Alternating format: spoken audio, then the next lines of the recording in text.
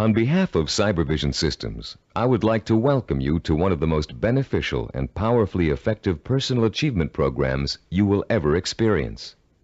The Neuropsychology of Self-Discipline, the Master Key to Success. My name is Richard Gebhardt, and I'm going to be your guide as we explore, learn, and use this fascinating and effective program for developing your power of self-discipline, the iron will, the inner strength and drive you need to achieve your life's goals and ambitions. This program is the result of many years of thoughtful scientific inquiry and research. In an attempt to discover and understand the main driving force, the core source of inner power that separates the dynamically achieving person from the unfulfilled, underachieving masses, Cybervision Systems has directed its financial and human resources to find the answer. Through its association with the famed Stanford University Neuropsychological Research Laboratory, and through 7 years of intensive investigation into the science of human achievement, Cybervision Systems has uncovered what it believes is the master key to success. The master key which unlocks the raw potential that lies dormant within the heart and mind of man. Simply stated, we call this key self-discipline. Self-discipline. What's the first thing that phrase makes you think of? Unfortunately, for most people, the term conjures up images of strictness, long stretches of boring or irritating work, of self-sacrifice and self-denial. Nothing could be further from the truth. Truly self-disciplined people are not bored, unhappy, or suffering from any kind of deprivation. In fact, they have learned to give themselves the true joy that comes from pursuing and achieving their most cherished goals and dreams. What, then, is self-discipline really all about? The simple answer may surprise you. Self-discipline is your ability to systematically and progressively work towards a goal until you have reached it. It includes acquiring knowledge and skills. It's your ability to become positively obsessed, single-minded, and efficient, to strive without giving up, to work consistently day after day, week after week, and year after year until your purpose is fulfilled. Self-discipline is the power to say, this is what I really want in life, and this is how I'm going to get it. And if I have to give up some other things, I will, because it's worth it in the long run. To be self-disciplined, you must learn to develop the kind of obsession that glows like a beacon in a storm. You must learn to watch that light and steer your course towards it, no matter what gets in your way or how long it takes. Like a sailor, you must learn to use the skills that will point you in the right direction, and you must keep on using all your knowledge, skill, and energy to stay on course until you have reached your destination. Self-discipline is the single ingredient that makes success possible for anyone who dreams of achieving great things. Without it, there would be no Olympic gold medal winners, no great artists, musicians, or writers, no brilliant inventors, Grand Prix winners, or multimillionaires. Every person who has made an enduring success of his or her life used self-discipline to get there. If self-discipline is so effective, why don't more people have it?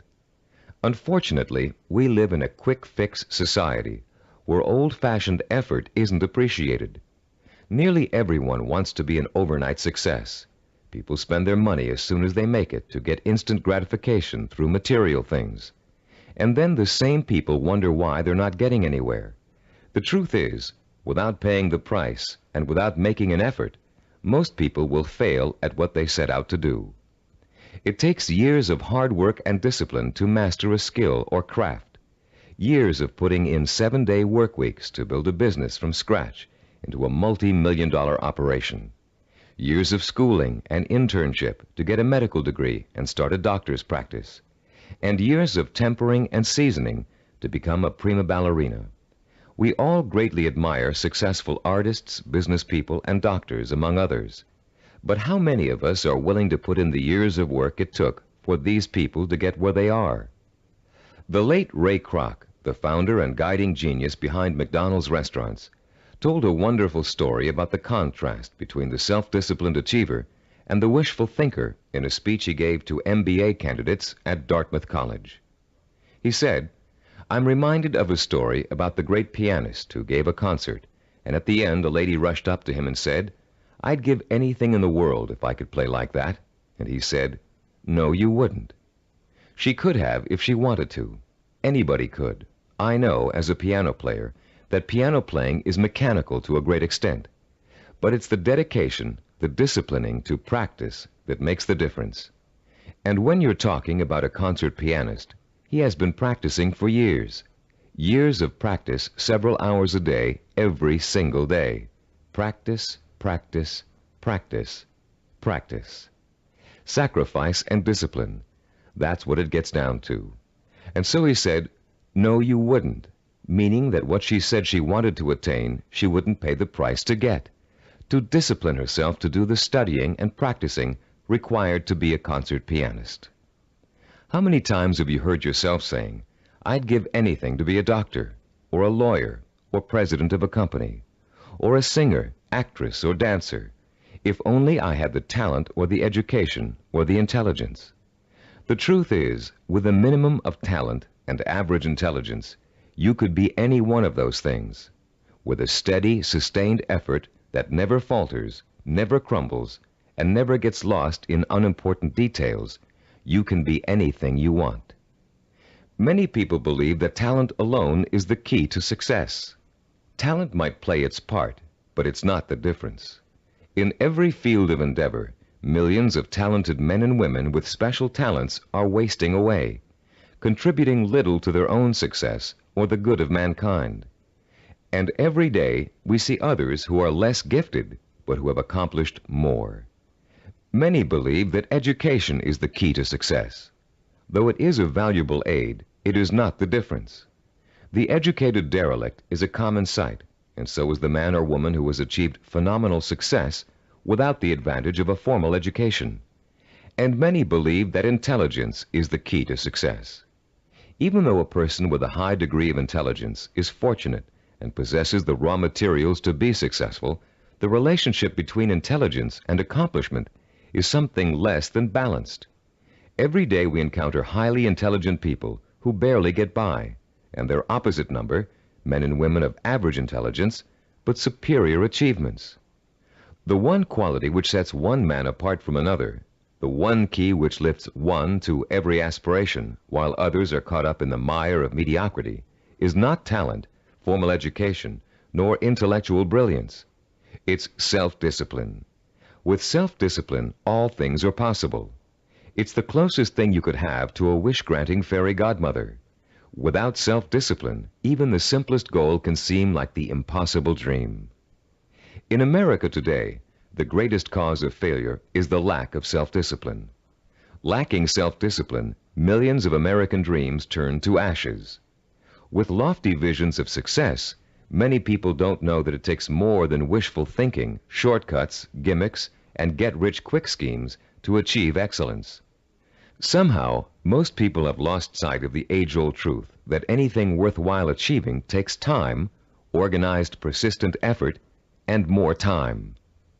As you look around you, you'll see the many obvious fruits of the undisciplined mind: poverty, unhappiness, and drugs, the social cancer of a quick-fix society. But it is the not-so-obvious, more subtle effects of the lack of self-discipline that we address here, the raw power and potential of talented and intelligent people that lies dormant, unchanneled, and wasted, untapped and unfocused because of the inability of these people to commit and mobilize themselves to a course of consistent action. The lack of self-discipline is the #1 killer of achievement in America. Successful people have one thing in common. They set their sights on a goal and work every hour of every day towards reaching it. They learned what they needed to do to reach that goal, and they found a way to do it. If it meant taking on an extra job, they took the job. If it meant going to school at night, they attended evening classes. If it meant working countless hours 7 days a week, they worked the hours. If it meant relocating themselves and their families, they moved. Success consists of self-discipline, and self-discipline consists of doing whatever you have to do for as long as you have to do it to get where you want to be. If you truly want to seek your fortune, You must develop the inner strength to relentlessly pursue your vision day after day, week after week, month after month, year after year, until it becomes a reality. And it will become a reality. Stop and think about all the things you wish you'd accomplished, the things you know you could have accomplished if you'd only had the self-discipline to pursue them. Would you have gotten more education? Practiced and practiced at your favorite sport until you had a chance of becoming a pro? Learned to read and write music and play an instrument? Study engineering so you could design and sell the ideas you're always dreaming up? Actually, there are things you've accomplished through self-discipline way back in your childhood. Just think, how long did it take you to learn how to walk? For how many weeks and months did you struggle to stand upright? How many bruises did you get from falling down? And how many times did you pick yourself up and try again? You learned to walk because, as a toddler, you became obsessed with learning to walk. You were determined to learn, no matter how hard it was at first or how long it was going to take. Every step you took was a small victory, and every time you fell down, it was just an excuse to start all over. Children are naturally self-disciplined because children believe that everything is possible. Children don't say, "I can't do it." Children say, "I want to do it." When you want something badly enough, and when you believe in it strongly enough, self-discipline will get it for you.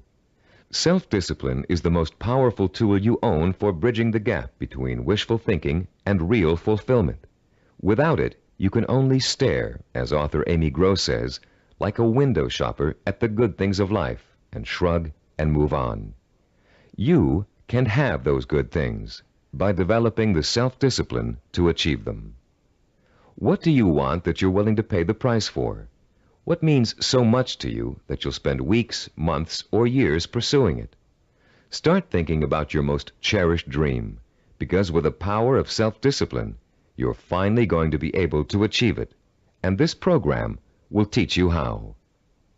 The neuropsychology of self-discipline, your master key to success, will show you how to take the raw materials you already possess, your talent, intelligence, strength, and motivation, and turn them into the assets you need to achieve your life's goals. You'll learn how to gain the knowledge and skills that will set you on the path to success. And you'll learn to develop the kind of positive strength it takes to stay on that path until you have reached the very end. You may think it's impossible for you to develop the kind of self-discipline you see others using to achieve success. You may think you're too lazy, too scattered, too quick to give up. And that may be true of the way you're behaving now. But most people aren't self-disciplined because they never had a chance to experience the kind of joy and satisfaction that comes with mastering their own abilities and applying them to the one thing they really want in life. Once you get a taste of how intoxicating, of how free self-discipline feels, you'll be hooked on it for life. The neuropsychology of self-discipline is not the result of pop psychological and faddish theories, nor does it contain simplistic pablum-like success gimmicks found so often in many self-improvement programs. The neuropsychology of self-discipline program incorporates the breakthrough findings of one of the world's most respected brain researchers, Dr. Carl H. Pribram, director of the Stanford University Neuropsychological Research Laboratory, with the practical experience of Cybervision Systems' team of learning experts. Dr. Pribram is one of the most respected and renowned brain and behavioral researchers in the world. Trained as a neurosurgeon, Dr. Pribram has been conducting research into the brain and behavior for over 30 years. His pioneering work and discoveries have led to his being called the father of neuropsychology. Besides his responsibilities at Stanford, Dr. Pribram also serves as the Director of Advanced Research for Cybervision Systems. The neuropsychology of self-discipline incorporates two of Dr. Pribram's revolutionary discoveries. The first is his finding that our behavior is governed by images of achievement, and that without these images, we cannot mobilize and motivate ourselves to achieve our goals. The second is Dr. Pribram's discovery of how the human brain forms visual and sensory images and how these images affect our emotions, our power to commit ourselves to a course of action and see it through to the end with excellence through perseverance and persistence. Dr. Prebram's cutting-edge work lets us understand, for the first time, the relationship between thinking, sensing, motivation, and behavior. And by collaborating with Dr. Prebram, Cybervision Systems has been able to develop a powerful technology that enables you to harness your own mental processes and motivate yourself to develop the kind of iron will that will carry you through thick and thin to achieve your goals, achieve them well and completely, and enjoy the journey every inch of the way. You don't have to be a scientist to understand, apply, and benefit from these principles. All of the complex research, development, and testing has already been done for you. We've turned Dr. Prebram's research results into a simple but powerful technology anyone can use to learn the beauty and joy of true self-discipline. Your Neuropsychology of Self-Discipline program centers around 3 points of organization. First, in Session 2, you'll be introduced to a description of 10 characteristics of goal-achieving, highly disciplined people. Countless hours of research and interviewing went into gathering this information, all to discover the tools these people used to develop and exercise their powers of self-discipline. These characteristics will become a model or benchmark that you will strive to incorporate into your life. By keeping these characteristics close in mind, you'll have an achievable ideal against which you can measure your own behavior and habits as you strive to acquire and make permanent the skill of self-discipline. The second crucial section of this program is what we call the Knowledge and Information section. In Session 3, you'll be systematically guided through the easy-to-understand and learn principles of Cybervision's power of self-discipline. You'll learn once and for all that the power of self-discipline is the master key to your success. Not only will you learn why, but you'll thoroughly understand, in depth, the power principles of self-discipline. The third, and to you the most important section of the program, is what we call Action and Implementation. In Sessions 4 through 10, you'll begin the actual process of becoming self-disciplined, of developing the core skills that will enable you to achieve anything and everything you desire. You'll start by learning how to determine exactly what it is you want to achieve in your life. You'll then learn how to select role models who have already achieved what you desire to achieve, and learn patterns of success from them. You'll discover how to transform those desires into emotion-provoking imaginary blueprints, sensory images rich in sight, sound, touch, taste, and smell, images that excite and stimulate your emotions.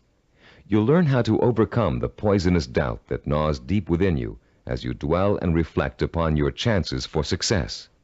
You'll learn how to determine the knowledge and skills you need to achieve your desire, and how to plan your time so that you can progressively achieve your goal over a sustained period of time. And you'll discover the principles of persistence, how to break through the barriers of time, how to keep going no matter how difficult, painful, or tiring it may be, until your dream is realized. Once you have mastered the principles of self-discipline, you'll discover that nothing, literally nothing, is impossible for you. You will feel like a lean, hungry lion who has just been set free from temporary captivity, proud, aggressive, and equipped with the instincts and tools of survival. Included with this program is a personal study guide. It was designed to assist you in mastering the materials and applying the techniques contained in the audio cassettes. Use it well, for it will help you every step of the way in developing the power of self-discipline. Before you go any further with the audio cassettes, please read the introduction in the study guide. Complete the written exercises for this session, Session 1. Then prepare yourself to listen to Session 2 by first reviewing the background information on Session 2 in the study guide. By following the principles of this program, you will, for the first time in your life, be able to achieve whatever it is you desire and accomplish it with the pride of excellence. Talking about success is one thing. Anybody can do that. Achieving it day by day, month by month, and year by year is another. That's what you're going to learn in this program. How to do it. Behind every great achiever, there's another achiever. It may be someone close to home, a parent, teacher, or friend. It may be someone who's currently famous. Or it may be a historical or mythological figure. There are probably many young cadets at West Point and Annapolis today who secretly dream of someday repeating the astonishing feats of General George S. Patton, the legendary World War II hero. Yet Patton himself attributed his success on the battlefield to great military leaders of the past. From early childhood, one of his favorites was Alexander the Great, the young Greek ruler who nearly conquered the world over 2,000 years ago. Fascinated by Alexander's repeatedly successful conquests and his dashing personal style, Patton read everything he could about the ancient warrior. Soon he came to know Alexander intimately, his personality, his leadership style, his way of thinking and solving problems, his military strategies. And finally, Patton got to the point where he could think like Alexander the Great, act like Alexander the Great, and get results like Alexander the Great. When he planned his battle strategies, Patton used tactics that followed along the lines of Alexander's greatest military achievements, and they worked. Patton was so successful in battle after battle that the Germans considered him to be the Allies' greatest weapon. Patton had Alexander the Great and his own disciplined personality to thank for his success. But Alexander himself had someone else to thank for his own brilliant military maneuvers. Alexander drew his inspiration from the mythical Greek god Hercules. After studying everything that had been written and that was known about the mythical god of courage and strength, Alexander began to pattern his thinking, personal style, and actions after him. There are countless other examples of the great learning from the great. Baseball champion Babe Ruth was once asked how he developed the hitting style that made people call him the king of the home run hitters. Ruth replied that he had simply studied and copied the greatest hitter of his time, a player called Shoeless Joe Jackson.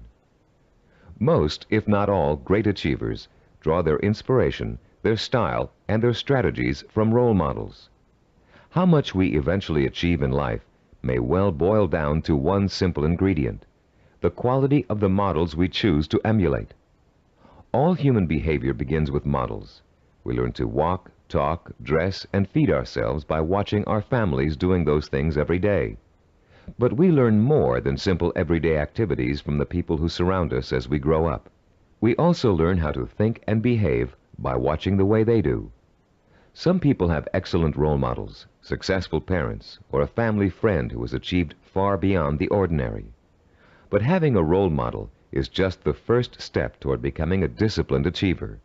You must use that model, make it a part of your own personality in order to succeed. This program will take you through the entire process, from start to finish. In this session, you're going to start by being given a role model of your own, a model of the disciplined, motivated achiever. You'll learn the 10 dominant characteristics of that model and be able to compare your own behavior to it. And you'll also learn about its opposite, the undisciplined underachiever, and why that person is destined to fail. Years of research have gone into the creation of this model. Cybervision has studied people who have been successful in business, education, science, the arts, and other fields. These people were tested for the possible presence of dozens of characteristics and attitudes. And when all was said and done, Cybervision found 10 qualities that were common to every one of them.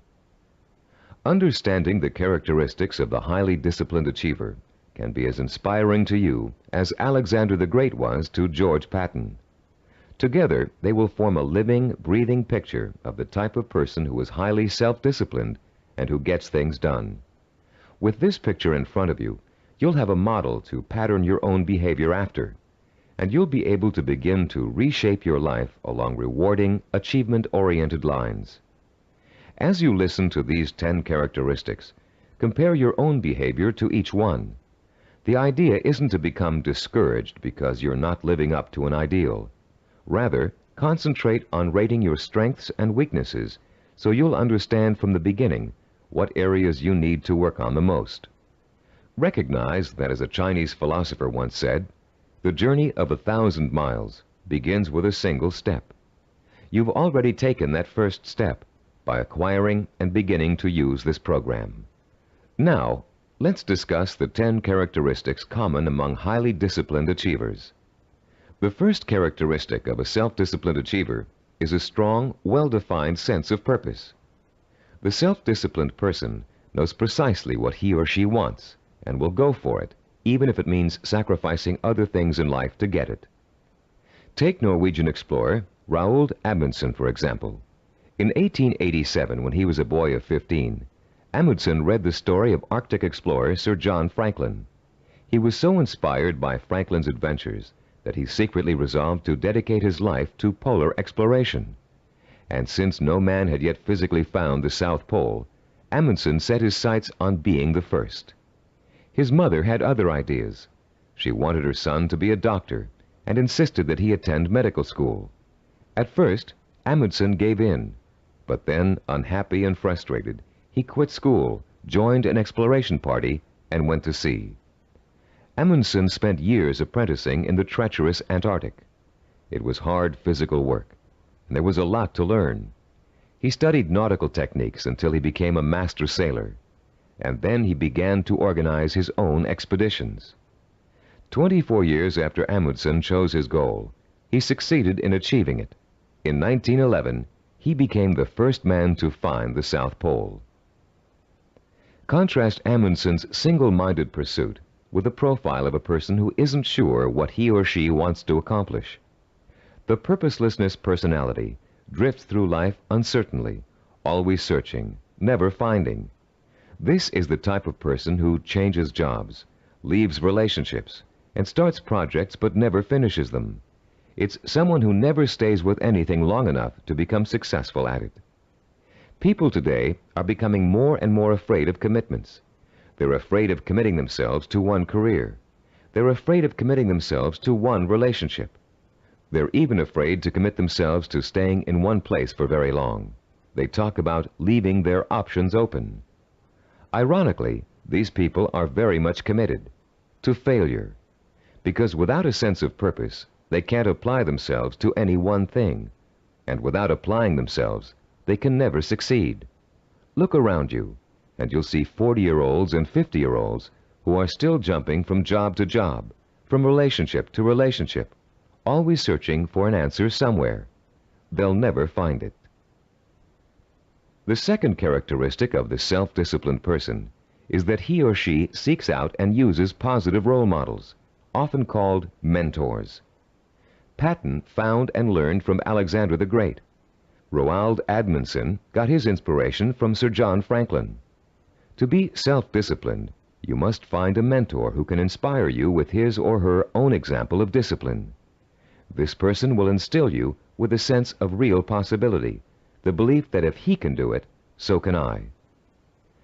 The person who has no self-discipline tends to identify with and tries to emulate people whose values are quick fix. The undisciplined think success can be achieved through gimmicks, luck, or who you know. For this reason, they actually distrust and resent the truly successful. They cannot bring themselves to admit that it takes hard work and consistent effort to reach a lifelong goal. Rather than working to get their own lives in order, these people blame their lack of success on bad breaks. They will always have bad breaks until they give themselves a break. The third quality that distinguishes the self-disciplined person is the strength of his or her imagination. Self-disciplined people use a goal-setting technique called sensory vision. Robert Kennedy's immortal words explain it very well. Kennedy, himself a highly disciplined achiever, said, "Some men see things as they are and ask, why? I see things as they could be and ask, why not?" The key to developing this kind of vision is learning to use your imagination in a clear, creative way. Once you've decided on a goal, you must learn to visualize the outcome with strongly detailed, sensory-rich images. You must learn to clearly imagine the rewards of success through sight, sound, touch, taste, and smell. The French have an expression, déjà vu, which means already seen. The self-disciplined, when they reach their goal, have this sense of déjà vu, because they have already been there thousands of times in their imaginations. You can be sure General Patton knew what victory felt like long before he fought his first battle. And for Roald Amundsen, reaching the South Pole must have felt like a homecoming. The great film director Alfred Hitchcock said that the actual process of directing a film was almost anticlimactic for him. By the time production started on each of his films, he had already visualized every single frame and every single camera angle so clearly in his own imagination that making the movie consisted of just going through the motions. Hitchcock began each project with a template of what he wanted clearly and firmly set in mind. Those who lack self-discipline also lack vision. They have only the vaguest images of goals they might, maybe, someday want to achieve. These people are quite capable of creating sensory-rich visions, but unfortunately, they tend to apply those visions to scenarios of failure rather than success. The fourth quality exhibited by the self-disciplined individual is what we call a positive sensory orientation. Achievers dwell on their own past accomplishments as proof of their ability to succeed. They won't admit to failure. In fact, it can truly be said that they don't know the meaning of the word failure. If things don't first turn out as planned, they just chalk it up to experience and keep on working toward their goal. Self-disciplined people are so eager to learn that they feel every bit of life experience just brings them closer to achieving success. They're not afraid to try new approaches if old ones don't work anymore. They never lose sight of their goal, but they're open to more than one way of achieving it. And this kind of positive attitude ensures that they will. Those who lack self-discipline waste precious time and energy dwelling upon past failures. Through a vicious cycle of negative reinforcement, they use those perceived failures as an excuse not to try again in the future. They develop a fear of failure, a fear of making the effort, and failure generates failure. If you're convinced you can't do something, you won't be able to do it. The characteristics we've discussed so far all add up to a quality called self-assurance. The self-disciplined have a strong gut-level belief in themselves and their ability to succeed that is truly unshakable. Deep down in their hearts, they know they can do it, and no one can convince them otherwise. When Christopher Columbus set out to find a new route to the West Indies, Europeans thought he was crazy. The world is flat, they told him. If you sail west, you'll fall off the edge and be devoured by monsters. But Columbus believed the world was round, and he stubbornly applied to every monarch in Europe until he found one who would finance his voyage to what turned out to be the New World. The disciplined achiever is fueled by self-confidence, but the undisciplined are hampered by self-doubt. This foreboding of failure haunts them in everything they attempt to do, and effectively slams the door shut on any possibility they might have of succeeding. The sixth characteristic that self-disciplined people share is their ability to plan and organize. The self-disciplined achiever knows how to take his or her goal and break it down into pieces that can be worked on one at a time. Priorities are set, and the important tasks are tackled at the beginning. This practical, methodical approach is the only way to achieve success, no matter what your endeavor. When Henry Ford designed the Model A, he had a goal in mind. He wanted every American to be able to afford to own a car, his car. But in those days, cars were hand-built, and the time and effort involved in making one resulted in a very expensive price tag. Ford knew he had to find a faster, cheaper way to build cars. So he patiently worked and planned out a radical new idea, the assembly line.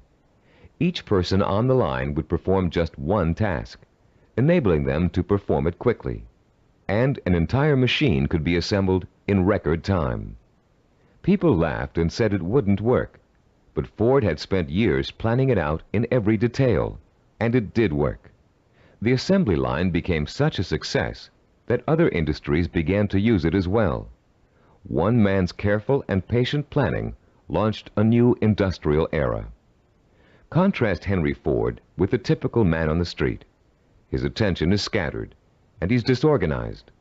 He either has no idea what he's going to do next, or he has so many irons in the fire that he can't keep track of them all.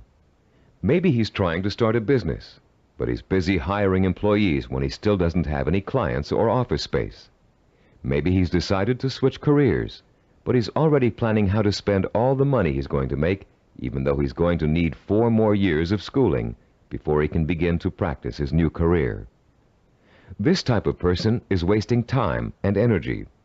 Without a detailed game plan, and without following that plan as closely as possible until you reach your goal, you can spend your life floundering among half-started projects and missed opportunities for success. Many people think all you need to be successful is a great idea, but without planning, organization, and hard work, the most brilliant ideas aren't worth a dime. Which brings us to the 7th characteristic common to self-disciplined achievers: their ability to acquire the essential knowledge and skills they need to put their game plan to work. Achievers recognize how important it is to learn, and they're willing to make the necessary sacrifices to complete their own personal education. Sometimes this means going back to school. Sometimes it means spending weeks or months gathering information on a particular subject and talking to the kinds of people who can help. Sometimes it means taking a new type of job just to acquire certain skills. What it always means is a commitment to learning what must be learned in order to make a goal achievable. If you want to become a doctor, you must first study pre-med, then go to medical school, and then complete your internship before you can set up a practice. Anyone who thinks he can become a physician without doing all of those things is just dreaming. If you want to run your own business, there are ways of approaching your business education. You can go to graduate school and get an MBA. You can work for someone else in the type of business you want to start and get hands-on experience before going off on your own. You can find a partner who knows how to run a business and take on less responsibility in the beginning, watching what your partner does and learning the essentials. Those without self-discipline are always looking for shortcuts. They take weekend courses and think they're highly qualified for a new profession. They listen to one person's advice and think they've heard it all. They try to start a business without business plans. Going through a real learning process is too much trouble. Why is it so much trouble? Because the undisciplined person lacks patience, the 8th quality on our list of self-disciplined characteristics. The kinds of patience Christopher Columbus and Henry Ford exhibited. The kind of patience engineer Washington Augustus Roebling demonstrated in finishing the building of the famous Brooklyn Bridge. Roebling's father, John Augustus, was the brilliant engineer who designed the Brooklyn Bridge and began overseeing the building of it in 1869. It was going to be the first steel suspension bridge in the world, a feat of engineering for its time.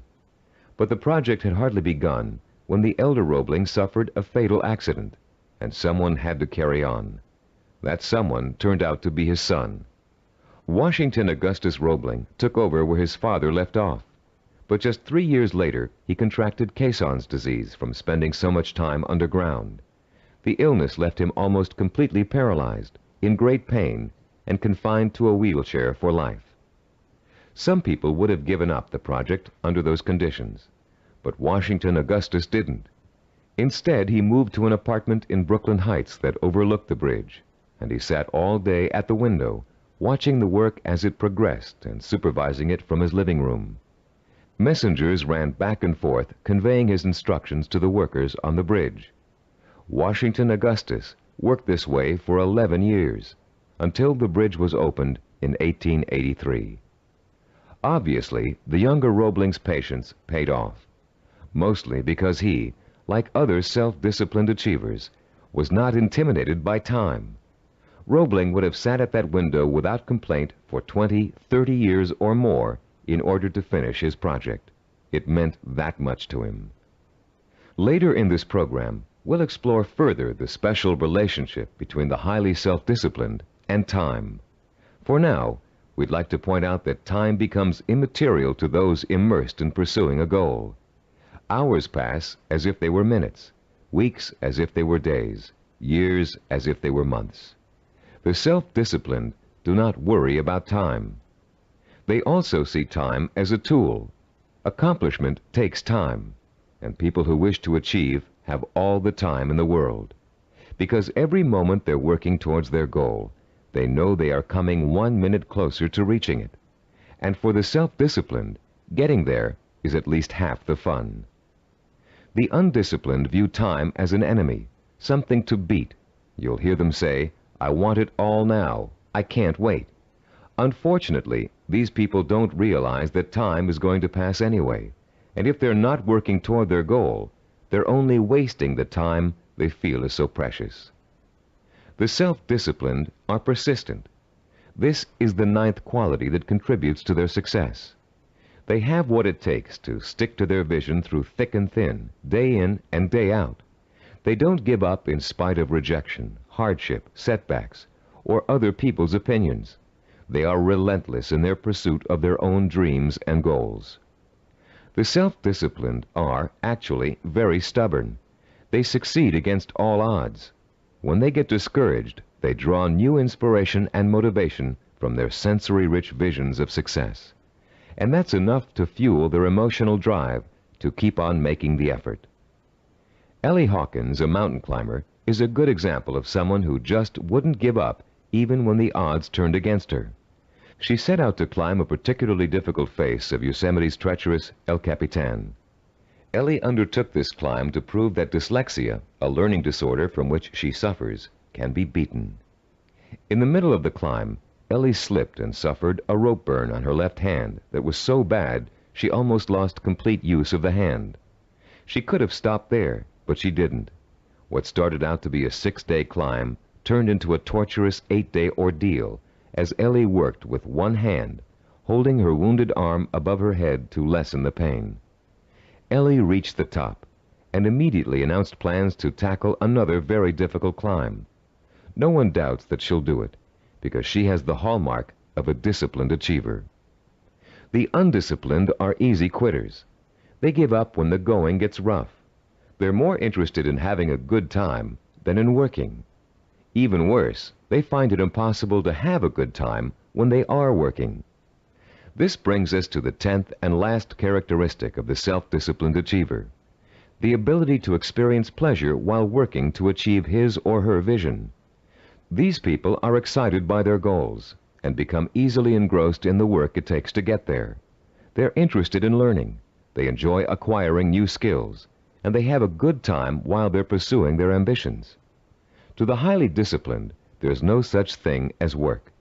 Their work becomes their life and their main source of pleasure. When they become successful, you often hear them say, "I can't believe I'm getting rich doing this. It's so much fun." And most of them would keep doing what they're doing, even if they weren't making money at it. To the undisciplined, work is the stressful, painful, boring part of life that must be tolerated between periods of pleasure. These are the people who live for the weekend, who are willing to work only because it gives them the disposable income they can spend on fun. And these are also the people who don't want to put in overtime or take work home unless they're being paid extra for it. If taking on more work will only get them a promotion or a crack at a better job, they won't do it. Now that we've identified the 10 qualities common to all self-disciplined achievers, we'd like you to begin comparing yourself against the model characteristics we just discussed. This self-assessment will give you a good idea of your own strengths and weaknesses. After you've finished listening to this session, turn to page 11 of your study guide and follow the instructions for using the personal assessment form you'll find there. Let's summarize the characteristics of self-disciplined achievers. First, they have a strong, well-defined sense of purpose. They know what they want. Second, they seek out positive role models for inspiration and learning. Third, they use sensory-rich visions and a vivid imagination to set the stage for their own achievement. Fourth, they have a positive sensory orientation. They expect to succeed rather than fail. Fifth, they have a deep-rooted belief in their ability to achieve. They are immeasurably self-assured. Sixth, they have the ability to plan and organize. They can break down what they want to achieve into manageable steps and set priorities that let them accomplish the most important things first. Seventh, They know how and when to acquire essential knowledge and skills. They're not intimidated by the thought of having to learn something new. Eighth, they have patience. The passing of time doesn't bother them. They'll keep working toward their goal for as long as it takes. Ninth, they persevere. They're stubborn and they don't give up, even when the going gets rough. 10th, they view work as pleasure because work is bringing them closer and closer to the realization of the goal that will be their final reward. Turn off the tape now and score yourself on the personal assessment form.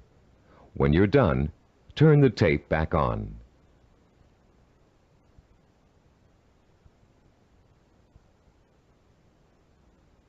Welcome back. We hope you're not too discouraged by an honest assessment of where you stand now in terms of self-discipline. Remember, you've already taken the first steps toward making a positive change in your life, and you will experience that change by the time you've finished this program. Nothing will be impossible for you once you develop and harness this inspiring and enduring power of self-discipline. And, as you'll soon find out, self-discipline is not so difficult to develop as you might think. As a matter of fact, using this program is going to be your first exercise in acquiring it. Already, you're on your way. In the next session, we'll explore the power behind the characteristics we've just discussed. You'll learn why they're so important in developing self-discipline and what they can do for you once you have them. And you'll be further along the road toward understanding and developing the one characteristic that will give you the power of success. After completing Session 2, you should now have a clear picture of your strengths and weaknesses as compared to the model of the self-disciplined achiever. Perhaps for the first time in your life, you're able to objectively see which of your attitudes and behaviors have been acting as barriers to developing the kind of self-discipline that will enable you to achieve your dreams and ambitions. Now that you have a better understanding of the 10 characteristics of the self-disciplined achiever, we're going to provide you with the scientific foundation for Cybervision's unique self-discipline program. In this session, you'll learn how recent scientific discoveries have made it possible for you to acquire, harness, and focus the power of self-discipline, the power to achieve whatever your mind and heart are set on achieving. That power is what sets achievers apart from the mass of ordinary people, people described by American philosopher and writer Henry David Thoreau as leading lives of quiet desperation. That power is what drove great achievers like Dr. Jonas Salk, Ludwig von Beethoven, Albert Einstein, and Mahatma Gandhi. But what does that power consist of? What is the force that motivates high achievers to sustain a long-term effort that might take 10 years, 20 years, or a lifetime to achieve? More importantly, if we can define and isolate such a force, how can you or I tap into it? The force exists, and it has a scientific basis. By the time you've completed the neuropsychology of self-discipline, you'll understand its origins, its strength, and its power. And you'll be armed with all the tools you need to stay in touch with that force in order to accomplish anything you set out to do. There are many self-improvement programs that, like crash diets, offer good short-term results but stop working after a few days or weeks. These programs tend to rely on one of 3 kinds of motivation. The first is evangelical. A powerful orator, we'll call him Speaker X, comes to town with promises to increase motivation and production after a single seminar or series of seminars. Perhaps your boss encourages you and your coworkers to go.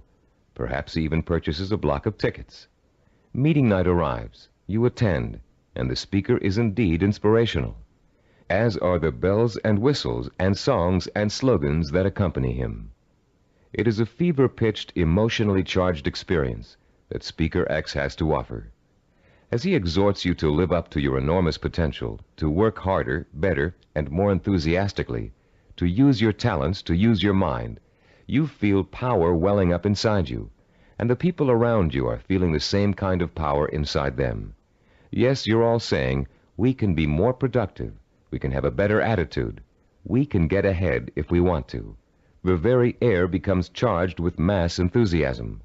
The next day, you're at your desk a half hour early, and you work a half hour past normal quitting time. The same thing happens the day after. You start planning new ways to accomplish your work more effectively. You're feeling happier about the work you're doing. And for the next few weeks, it looks like you're getting more work done in less time than you ever have before. But soon, your enthusiasm begins to fade, and your pace starts to slow down. Even if you have the audio tapes of the speech, it's hard to recapture and sustain the original emotion you felt in the presence of an inspired speaker. And of course, you no longer have the kind of group excitement and energy you experienced the first time around. You're getting tired and bored. Your boss sees productivity fall after an artificial peak, and sure enough, when the next motivational speaker comes through town, we'll call him Speaker Y, there's the boss with another block of tickets in hand. This evangelical form of motivation may get short-term results, but it creates an unhealthy dependence on external hype. It's like a drug addiction. You need more and more of an artificial stimulant to reach the same level of false well-being. When you get your shot of motivation, you become enthusiastic and energetic. When the shot wears off, you get sluggish and lethargic. The same problem exists with the second major motivational tool that most self-improvement programs rely on: external rewards, like money, prizes, bonuses for reaching quotas. These are essentially pats on the head from the boss, often desirable pats, but still pats on the head, signals that you've pleased someone else. This method works very well on children. Unfortunately, it tends to create a childlike dependence on outside rewards, even in adults. Like evangelical speakers, this carrot and stick approach produces only short-term results. External rewards do not increase individual commitment, and most people tend to adapt to them quickly, soon expecting bonuses as a matter of course, and not because they performed above and beyond the call of duty. Rewards are manipulative. People who give them out are always asking themselves, how can I motivate my staff? The truth is, to be truly effective in the long term, motivation must come from within. The third classic motivational tool is a familiar one: fear. Humorists Carl Reiner and Mel Brooks created a comedy album in the early 60s in which Reiner, as a journalist, interviews Brooks, who plays a 2,000-year-old man. Eager to know about life in the distant past, Reiner asks Brooks, what was the major form of transportation in those days? Brooks replies, fear. Fear transported you. Reiner is puzzled. Fear, he asks. Brooks responds, yeah, fear. You see, an animal would growl, and you would go 2 miles in a minute. It's true, fear is a great motivator. If you don't perform, something undesirable happens. You lose your job. There go the house payments, the car payments, the kids' college tuition, and so on. As the mental dominoes fall, you're motivated to keep performing. But while fear may bring short-term results, it also brings resentment and rapid burnout. It doesn't take long before you're angry at the system that's keeping you going. And anger makes you less productive, which increases your fear. It becomes a vicious cycle with an unpleasant ending. It should be pretty clear by now that these motivational systems aren't motivational at all. Each of them relies on an external stimulus and an artificial situation. And each relies on an initial burst of emotion that fades rapidly when the new situation becomes habitual. You may have tried several of these motivational or goal-setting programs in the past. Perhaps they even contributed to your sense of self-awareness.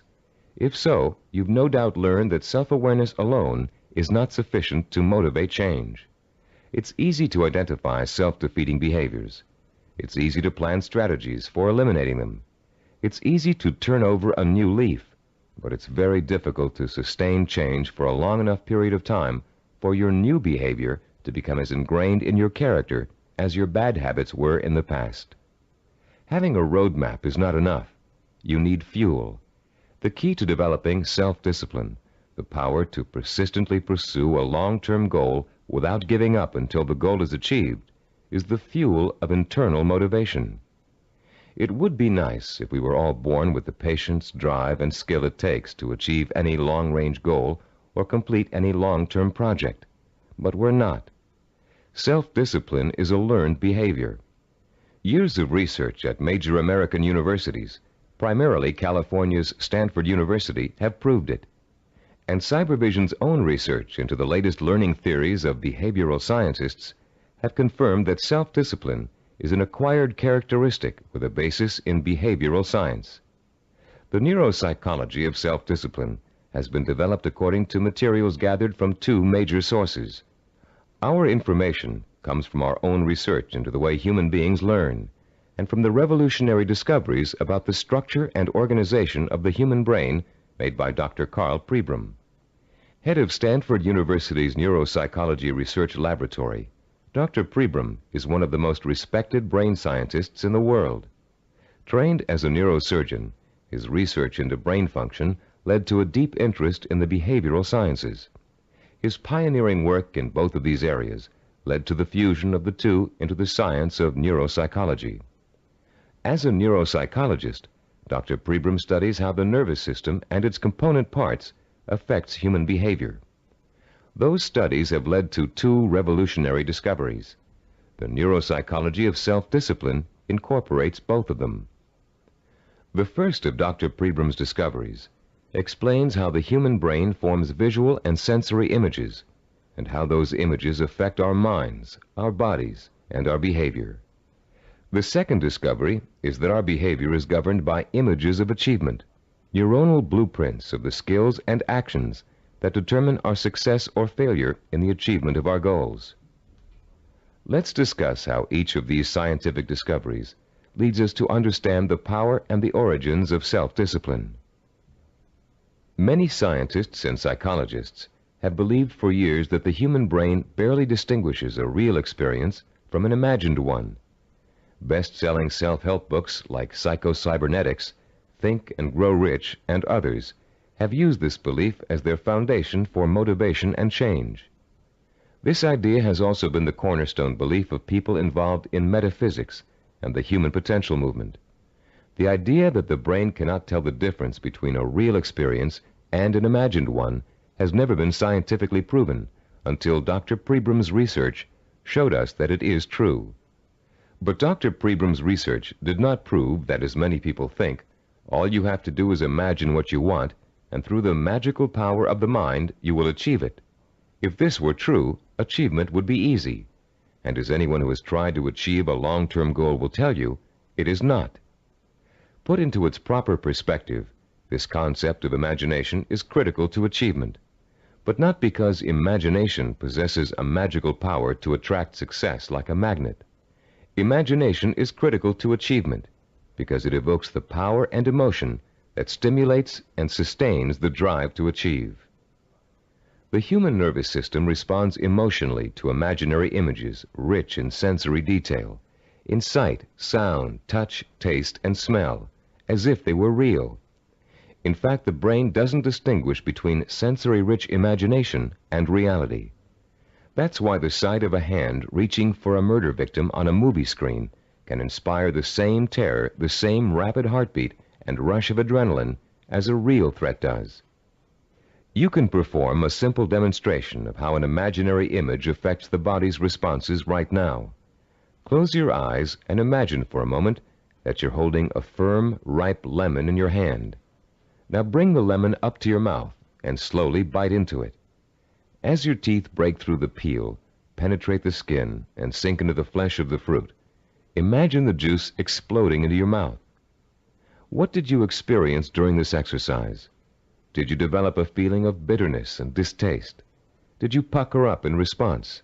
Did you begin to salivate, as you would if you really took a bite out of a lemon? The feeling of bitterness is an emotional response, provoked by the imaginary sensation of the lemon juice being absorbed by the mucous membranes in your mouth. The buildup of saliva was a physiological response. Saliva neutralizes the acid level in lemon juice. You can create a similar response by imagining yourself biting into an onion. Rather than experiencing a sense of sourness and a watering of the mouth, your eyes will begin to burn and tear. This power of imagination to create physiological and psychological responses is crucial to the survival of the human species. The images of love and eroticism stimulate sexual response for reproduction. The image of fear stimulates the fight or flight response for survival. But our brain's ability to respond to images is a two-edged sword. The person who is dominated and controlled by emotional impressions becomes a victim of his own sensory images. These people act impulsively in response to their feelings. They have little control over their environment. They are easy prey for fear, superstition, and con artists. They are usually unhappy. On the other hand, the person who understands the power of imagery and who can deliberately harness a flood of sensory images to reinforce an intellectually formulated plan has a lifetime source of energy to apply toward positive action. This person uses emotion as fuel. Only when the imagination is harnessed and focused on the benefits and rewards of a specific goal can we light the fires of self-motivation and develop the kind of self-discipline that will help us achieve that goal. Dr. Pribram made a second significant discovery in his research into the brain and human behavior. He found that all of our actions are governed and driven by what he calls an image of achievement. That image of achievement is actually a mental blueprint for reaching a goal. It is made up of images rich in sight, sound, touch, taste, and smell. And in the mind of a highly self-disciplined achiever, it serves as the source of emotional fuel that drives him to work long and hard to reach his goal. Wimbledon tennis champion Stan Smith reported that once he realized that he could compete with some of the world's best tennis players, he established a vision of himself becoming the #1 tennis player in the world. He imagined winning the Wimbledon title years before he actually achieved it. He saw himself receiving the trophy, dancing at the winner's ball. He felt the worldwide acclaim that would accompany his success. He used that vision as an emotional well from which to draw the necessary strength, persistence, and perseverance to spend thousands of hours in practice and competition, developing the skills and experience that would eventually see him to the realization of his dream. Have you ever heard someone say, "I wanted it so bad I could taste it"? That's the kind of stimulus that motivates the self-disciplined achiever. Not only can the achiever taste victory, he can see, smell, hear, and feel it too. After years of research, we now know that such deep, sensory-rich images are the actual language of the brain. Although it is actually far more complex, the brain can be compared to a computer. Computers, also referred to as hardware, can do nothing by themselves. They are simply the vehicles for programs called software that tell the computers what to do. Think of the brain as hardware and the imagination, images of achievement, as software. Images of achievement tell your brain what to think, which in turn tells you how to act. The right images can set in motion a chain of events that will lead you towards any kind of achievement you can imagine. Author Joe Himes describes watching a Taekwondo master named Young Tai Lee practicing blows against a straw-covered board. Lee pounded his fist again and again against the board, oblivious to the fact that his knuckles were bleeding. When Lee's practice was over, Himes asked him whether his hand hurt. Lee replied, "Not until just now, when I thought about it." When Himes looked astonished, Lee explained further, "When I was striking the Makawara board as you came in, my mind was on my home in Korea. Though I was standing here, I was seeing the mountains I knew as a youngster and the children I played with, hearing their laughter and my mother's voice. I was unaware of the pain in my hand." Lee then told a dramatic story of his own Taekwondo master, who once underwent a sinus operation with only his own concentration for an anesthetic. "How was that possible?" Himes asked. "Regulate your breathing," Lee replied. "Fix your eyes and mind on something else, perhaps a rock or a spot on the floor or ceiling. Concentrate on that object, savor it, taste it, give it color, and smell the dimension. Let it absorb all your thoughts and concentration, and the pain will diminish." If we replace the word object in Lee's description with the word goal, we have the perfect description of a sensory blueprint. Concentrate on that goal, Savor it, taste it, give it color, and smell the dimension. Let it absorb your thoughts and concentration. This ability to use sensory images to marshal one's powerful sensory impulses toward a goal is the essence of self-discipline. We are all born with imagination. Self-disciplined achievers have learned to use it to achieve even the most seemingly impossible goals. The self-disciplined achiever begins the journey to success with imagination. He asks himself, if I can have whatever I can imagine, what do I want? What is my purpose? When he has defined that purpose, he uses his imagination to create a vision of achievement, a sensory-rich image that will evoke an emotional response so strong that he is driven to action to bring his vision to life. And when he has achieved that goal, he uses his vision to create new goals, for the self-disciplined achiever never stops. He has learned such a powerful method for becoming successful that the pleasure of succeeding has for him become life itself. The self-disciplined achiever also uses imagination to change his goal whenever necessary. As images evoke emotion, and emotion propels him to act, he gets closer and closer to his goal. And the closer he gets, the more his reality changes. When it changes in such a way as to make his original goal either impossible or undesirable, he changes that goal to fit his new reality. The self-disciplined achiever creates a feedback system that ensures that he will never give up and he will ultimately achieve what he wants.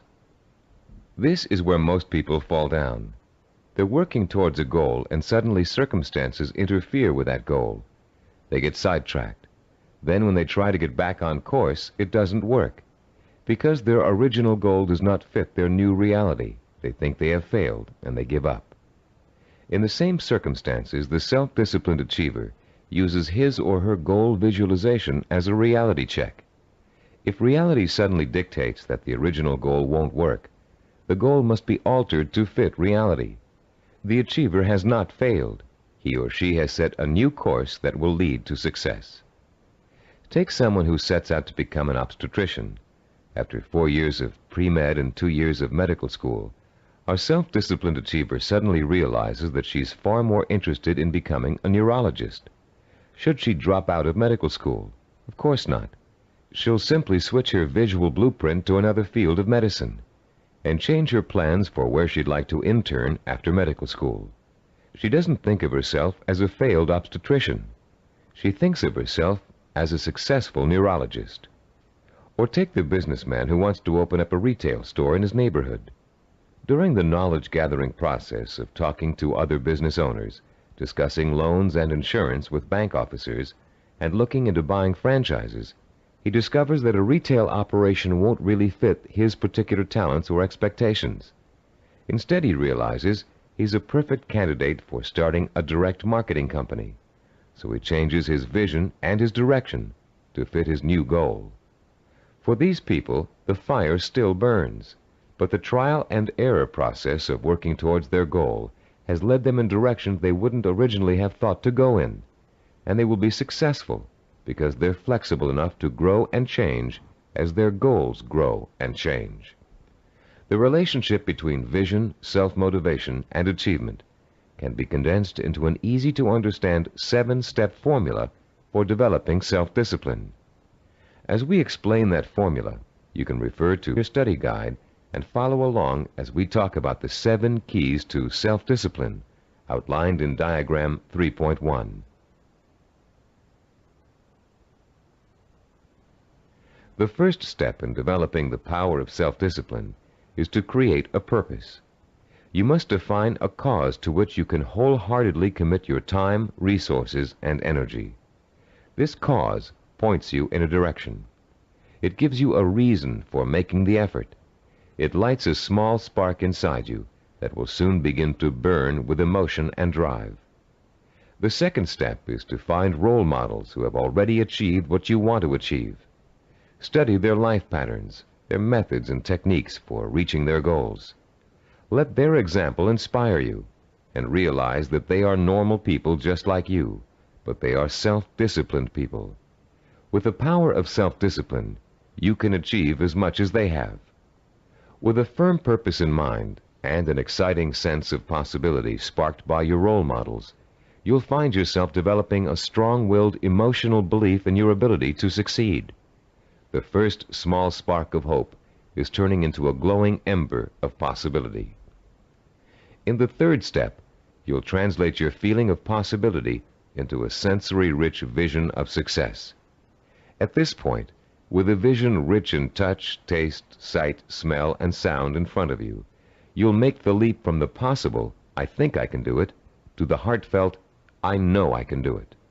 Your vision and your belief will fan the embers of conviction until they burst into a flame of emotion that incites you to action. This all-encompassing flame of emotion is the fourth step of the formula. It is what gives you the energy, the creative power, and the desire to single-mindedly see your vision through to its successful completion. Motion is the root word for emotion. The original meaning of the word emotion is, in fact, a moving, a stirring, an agitation, which is precisely what happens when belief in your goal catches fire. The fifth step in our formula is planning, the first bit of action inspired by your emotion. Through effective planning, you can identify and map out the steps you need to take in order to make your vision a reality. You'll figure out exactly what you need to do to accomplish your goal and how long it will take. And turning your vision into a concrete goal will further fuel the fires of emotion and action. Once your vision has become a plan, you must acquire the knowledge and skills necessary to implement that plan. This is the sixth step in the formula for developing self-discipline.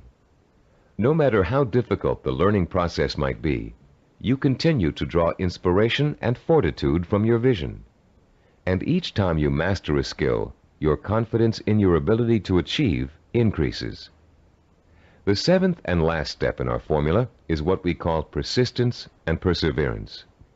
Persistence is staying with your vision, seeing it through to its completion, no matter how long it takes or how difficult it is. Perseverance is persisting in spite of setbacks, disappointments, and hardship.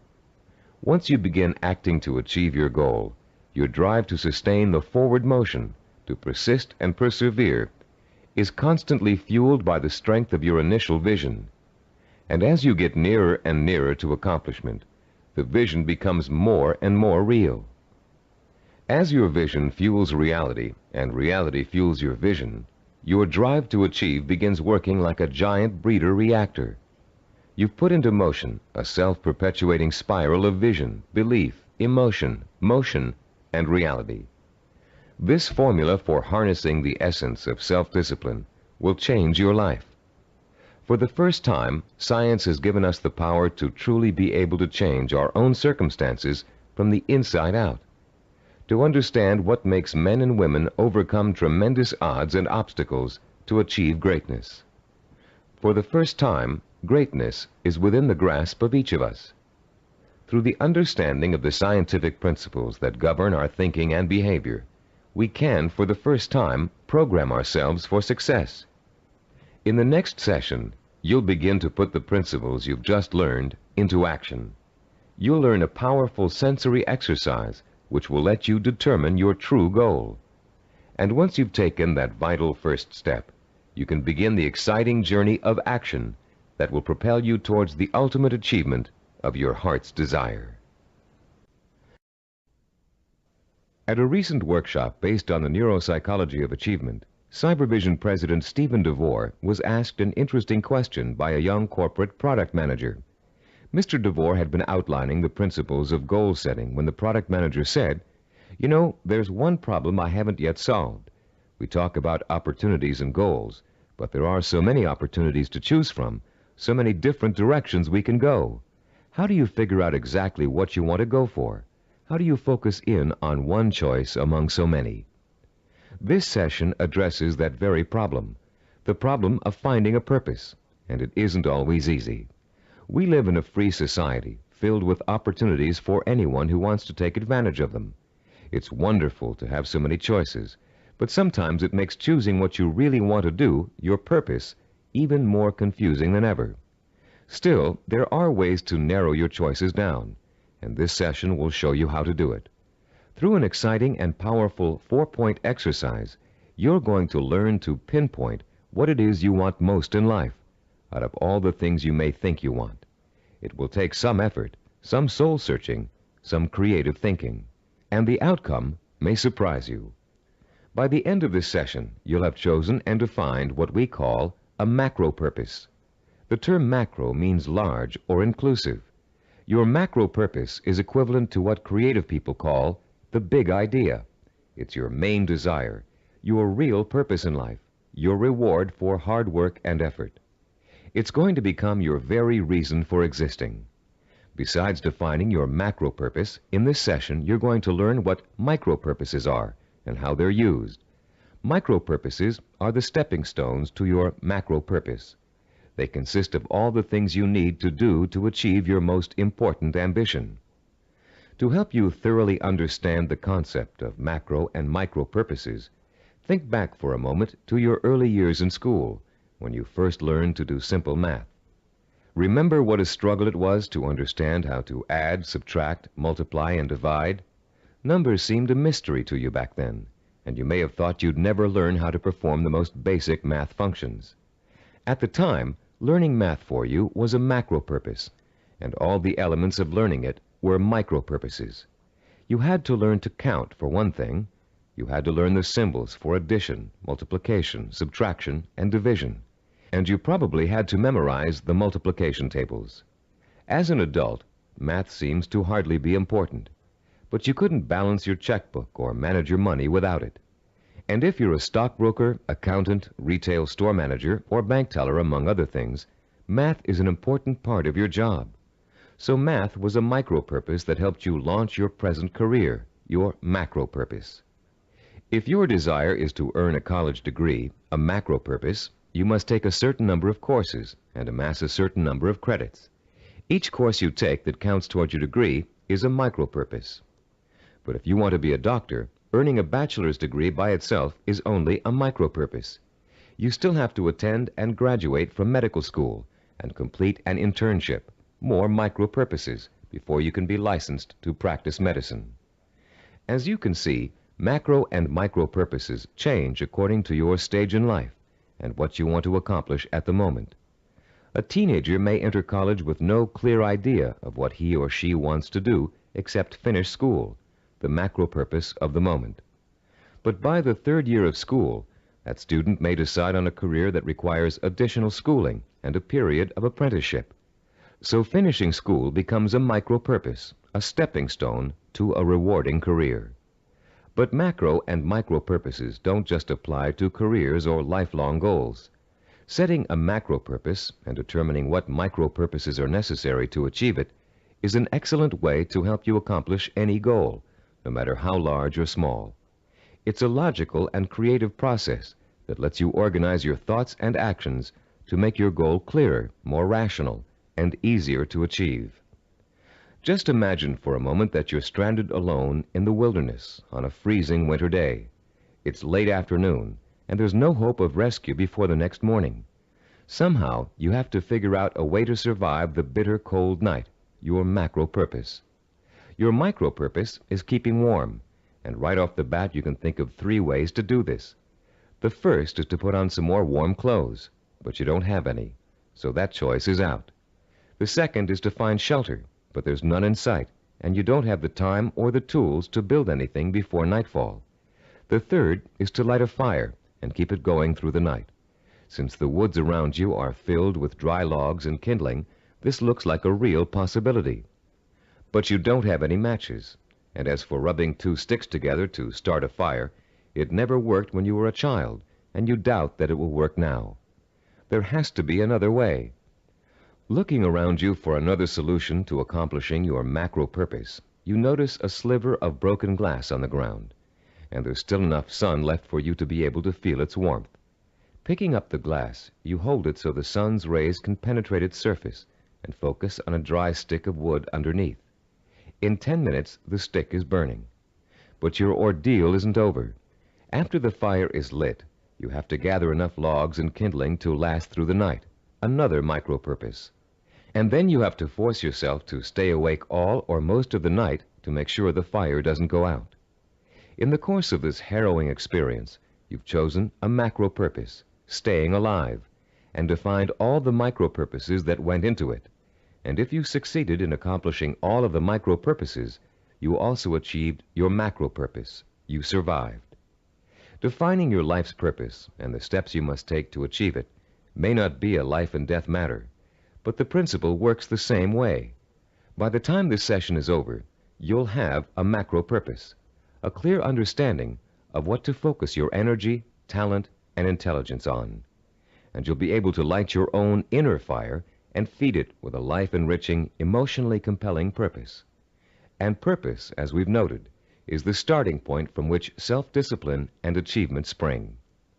Your first step in determining your macro purpose involves something everybody loves to do: play. You've already learned how important enjoying work is to the highly self-disciplined. To these achievers, work and pleasure are synonymous. Now you're going to get a taste of how easily this can happen. For the next few minutes, I'm going to ask you to work and play as you engage in a process called limitless wishing. Start by closing your eyes and relaxing. Imagine that you're on a beautiful, deserted beach, walking barefoot in the sand. A soft breeze is keeping you cool, and you're enjoying the sound of the waves splashing rhythmically against the shore. As you stroll along the water's edge, you see an object in the near distance that's half buried in the wet sand. The waves splash over its surface, then recede, leaving it exposed to your curious eyes. You wonder what it is, and you start to walk a little faster so you can reach it before it's engulfed by the next wave.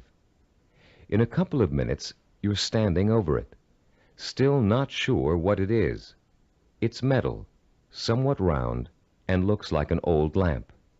You dig your fingers into the wet sand and pull it out. There's an inscription on the side of the object, but you can't read it clearly. You begin to rub some of the sand away from the oddly shaped letters. Suddenly, the lamp begins hissing, and it releases a cloud of what looks like steam or gas. Frightened, you drop it, but you continue to watch what the lamp is doing out of curiosity. Slowly, before your very eyes, the cloud begins to assume human shape, and soon you're looking up at the largest person you've ever seen. When it speaks, its voice is rich and kind, and its message is amazing. The genie thanks you for releasing him from hundreds of years of captivity inside the lamp, and according to the hospitality of his people, he offers you a reward for helping him. You have only to name 5 wishes, he says, and they will be granted. You can ask for anything, he tells you, as long as it is specific and humanly possible to achieve. At first, you refuse his offer, but as he continues urging you to accept, you begin to realize that no, you aren't dreaming, and yes, you really can have your 5 wishes. The possibilities start dancing before your eyes. Think long and hard about it. What are the things that will turn your life around and make you truly happy? What is it you secretly wish for, day in and day out, every day of your life? Take your time in deciding. This is too important for you to rush over. You may change your mind about your first choices after you've thought about it some more. When you do make your final selections, write each one down in the space provided on page 18 in your study guide. Start each wish with the term "I want" and write it in clear, specific language in the present tense. Turn your tape off now and decide what you will wish for.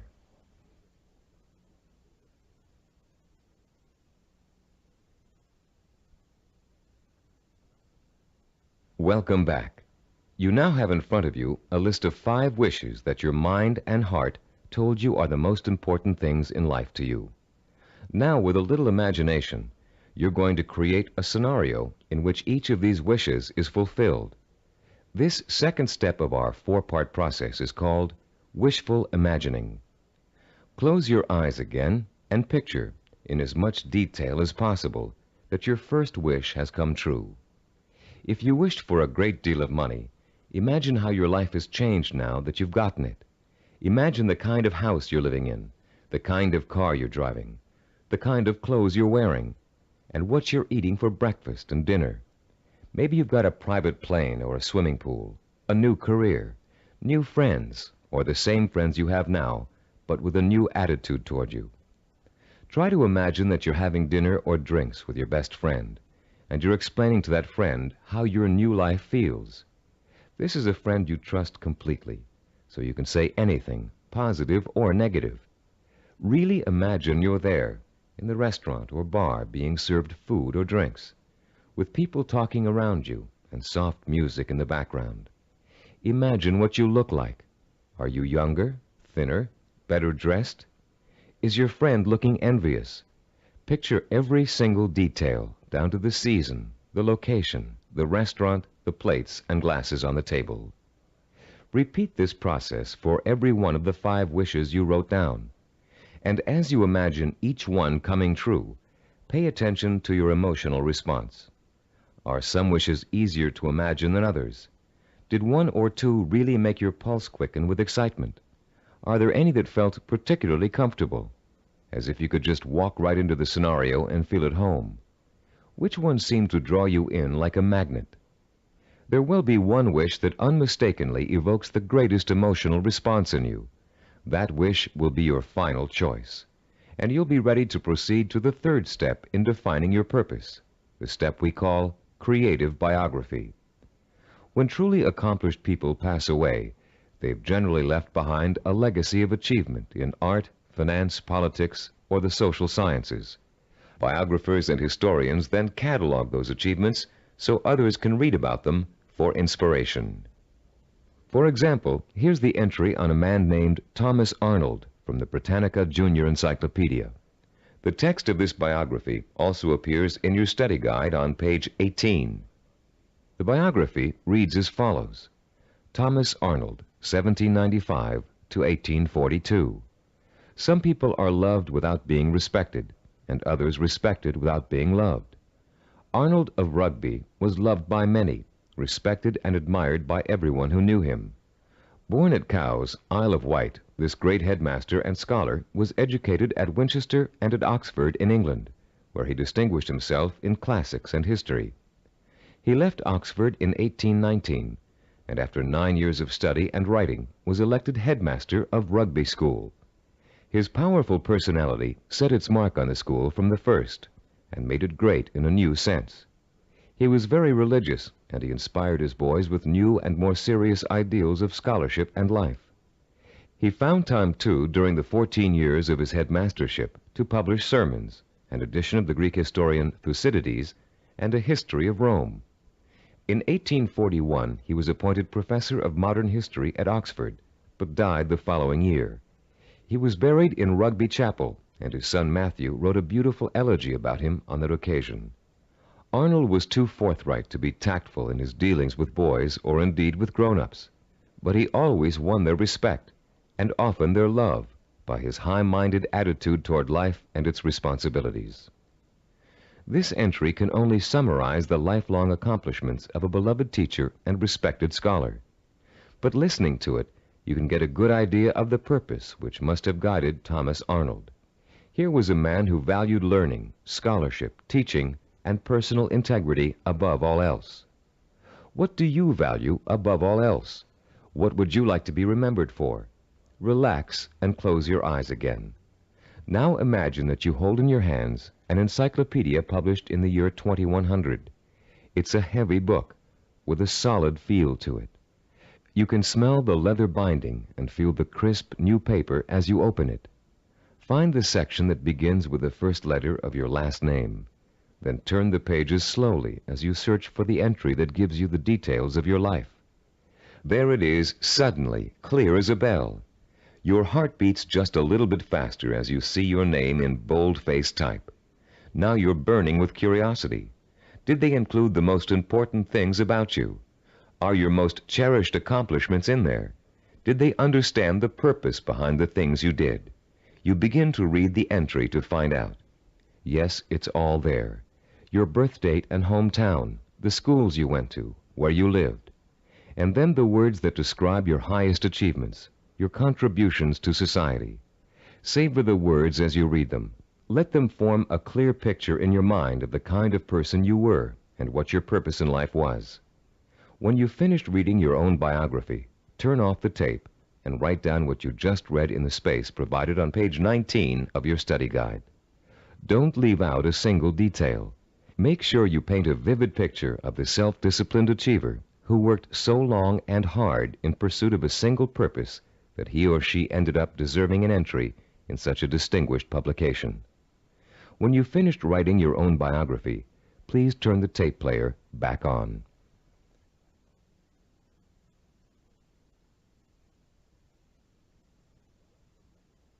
Welcome back. Now that you've completed the limitless wishing, wishful imagining, and creative biography exercises, a clear pattern should be emerging. You should now be able to answer the question, what do I, deep in my heart, really want to do? What is my purpose in life? Your fourth step in determining your purpose is writing this, the answer to that all-important question, down. You're now going to compose a personal statement of purpose. But before you do it for yourself, imagine that you're going to do it for someone else, a famous historical figure, for instance. Try George Washington. What do you think his statement of purpose might say?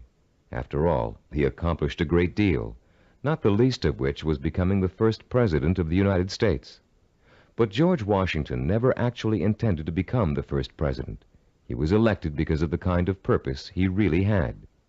A purpose statement for George Washington might read, I would like to use all my strength, courage, knowledge, and resources to secure liberty and freedom for all my fellow colonists. George Washington was a great statesman and public servant, but there are other kinds of achievers.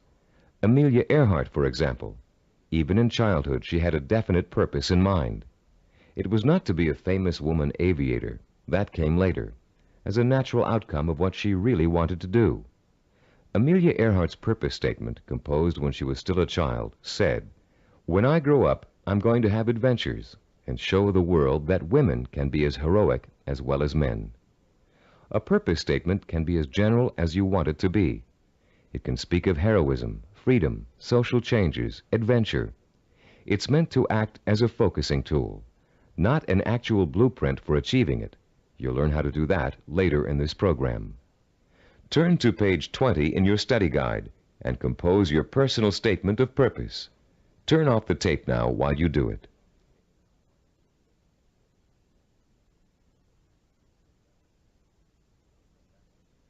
Welcome back again. You've come a long way in this session. You've learned to use limitless wishing, wishful imagining, creative biography, and a statement of purpose to narrow down your options and make a final choice about where you're going to focus your efforts. You've just used this four-part process to make a major decision about what you really want to accomplish and achieve in your life. But you can use it again and again, anytime you feel it's necessary, to aid you in making any kind of decision, from the smallest to the most important. This process works equally well for macro and micro decision-making. Whether you know it or not, you're now well on your way to becoming a self-disciplined achiever. You've learned to use one of your richest natural resources, your intuition and imagination. You've discovered what it is you really want to achieve and have written it down as a statement of purpose. You've laid the solid foundation upon which the power of self-discipline is built. We'd like to congratulate you on what you've already accomplished. In our next session, you're going to learn how role models can inspire and teach you to achieve your lifelong ambition. In Homer's The Odyssey, one of the oldest surviving epic poems in the world, there is a character named Mentor. A wise and practical man, Mentor kept everything running smoothly at home, while Odysseus, the hero of the tale, went off for 10 years to have adventures. Mentor played his role so well and gave such wise and true advice that his name has become part of the English language as a representation of what he stood for. The American Heritage Dictionary defines a mentor as a wise and trusted counselor or teacher. This session is about mentors. Few achievers can ever reach their goals without them. Mentors provide you with the kind of inspiration, motivation, and example that can make the difference between achievement and failure. Mentors help you to develop the belief that anything is possible. And mentors allow you to learn through modeling, that is, emulating the person you'd like to be. In ancient civilizations, mentors were revered. In the 18th century BC, there lived a wise Babylonian king named Hammurabi. One of his greatest achievements was developing and drafting mankind's first set of civilized laws, known today as the Code of Hammurabi. This king was so wise that one of his laws required all men of learning and craftsmanship to pass on their knowledge and skills to the young through examples their students could follow. Hammurabi realized that without modeling, no civilization would last very long. There have been many changes in the past 3,800 years, but one thing has remained the same. Without modeling, learning and achievement are not possible. It is a rare person who can forge a new path in society without consciously or unconsciously imitating someone that came before him. It is a rare artist who develops a new style without first having worked in the style of a master he or she has always admired. But actual skills aren't the only thing you learn through modeling. Values, attitudes, and behaviors are also passed on from mentors to students. And whether you realize it or not, you've been a student of behavior all your life. As an infant, your eager mind quickly grasped everything that was going on around you. You watched and later imitated what your parents, siblings, friends, and teachers were doing. If you had good models, models of integrity and achievement, most likely you grew up to be an achiever yourself. But if your models reflected apathy or failure, you probably grew up to imitate many of the self-defeating and negative behaviors you witnessed in your early years. Most of us had models who could best be called middle of the road. Your parents may have had specific skills and abilities they were proud of, but fell short of being a good example to you in other ways. An older brother or sister may have possessed exceptional talent in an area where you couldn't possibly compete. As a result, you've probably been instilled with a mixture of negative and positive attitudes about yourself and your abilities to succeed. It's time for you to develop the kind of positive outlook that is critical to developing self-discipline. It's time for you to throw off the cloak of self-doubt and realize that when you acquire self-discipline, you have what it takes to achieve your goal.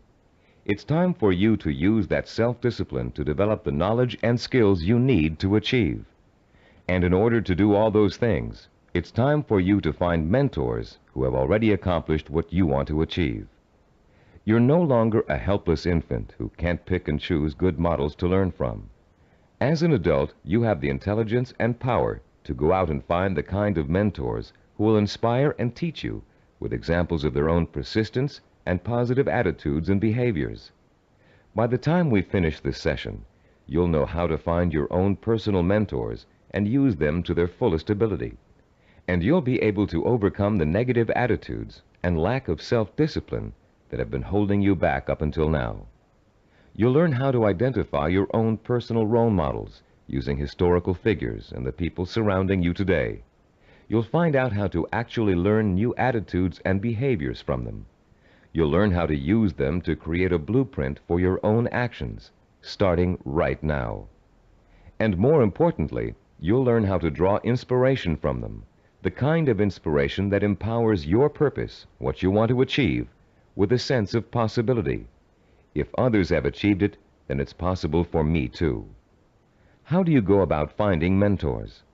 At first glance, it may seem that there's nobody even remotely accessible to you who has the same kind of hopes and dreams as you do. But high achievers always find a way, and so can you.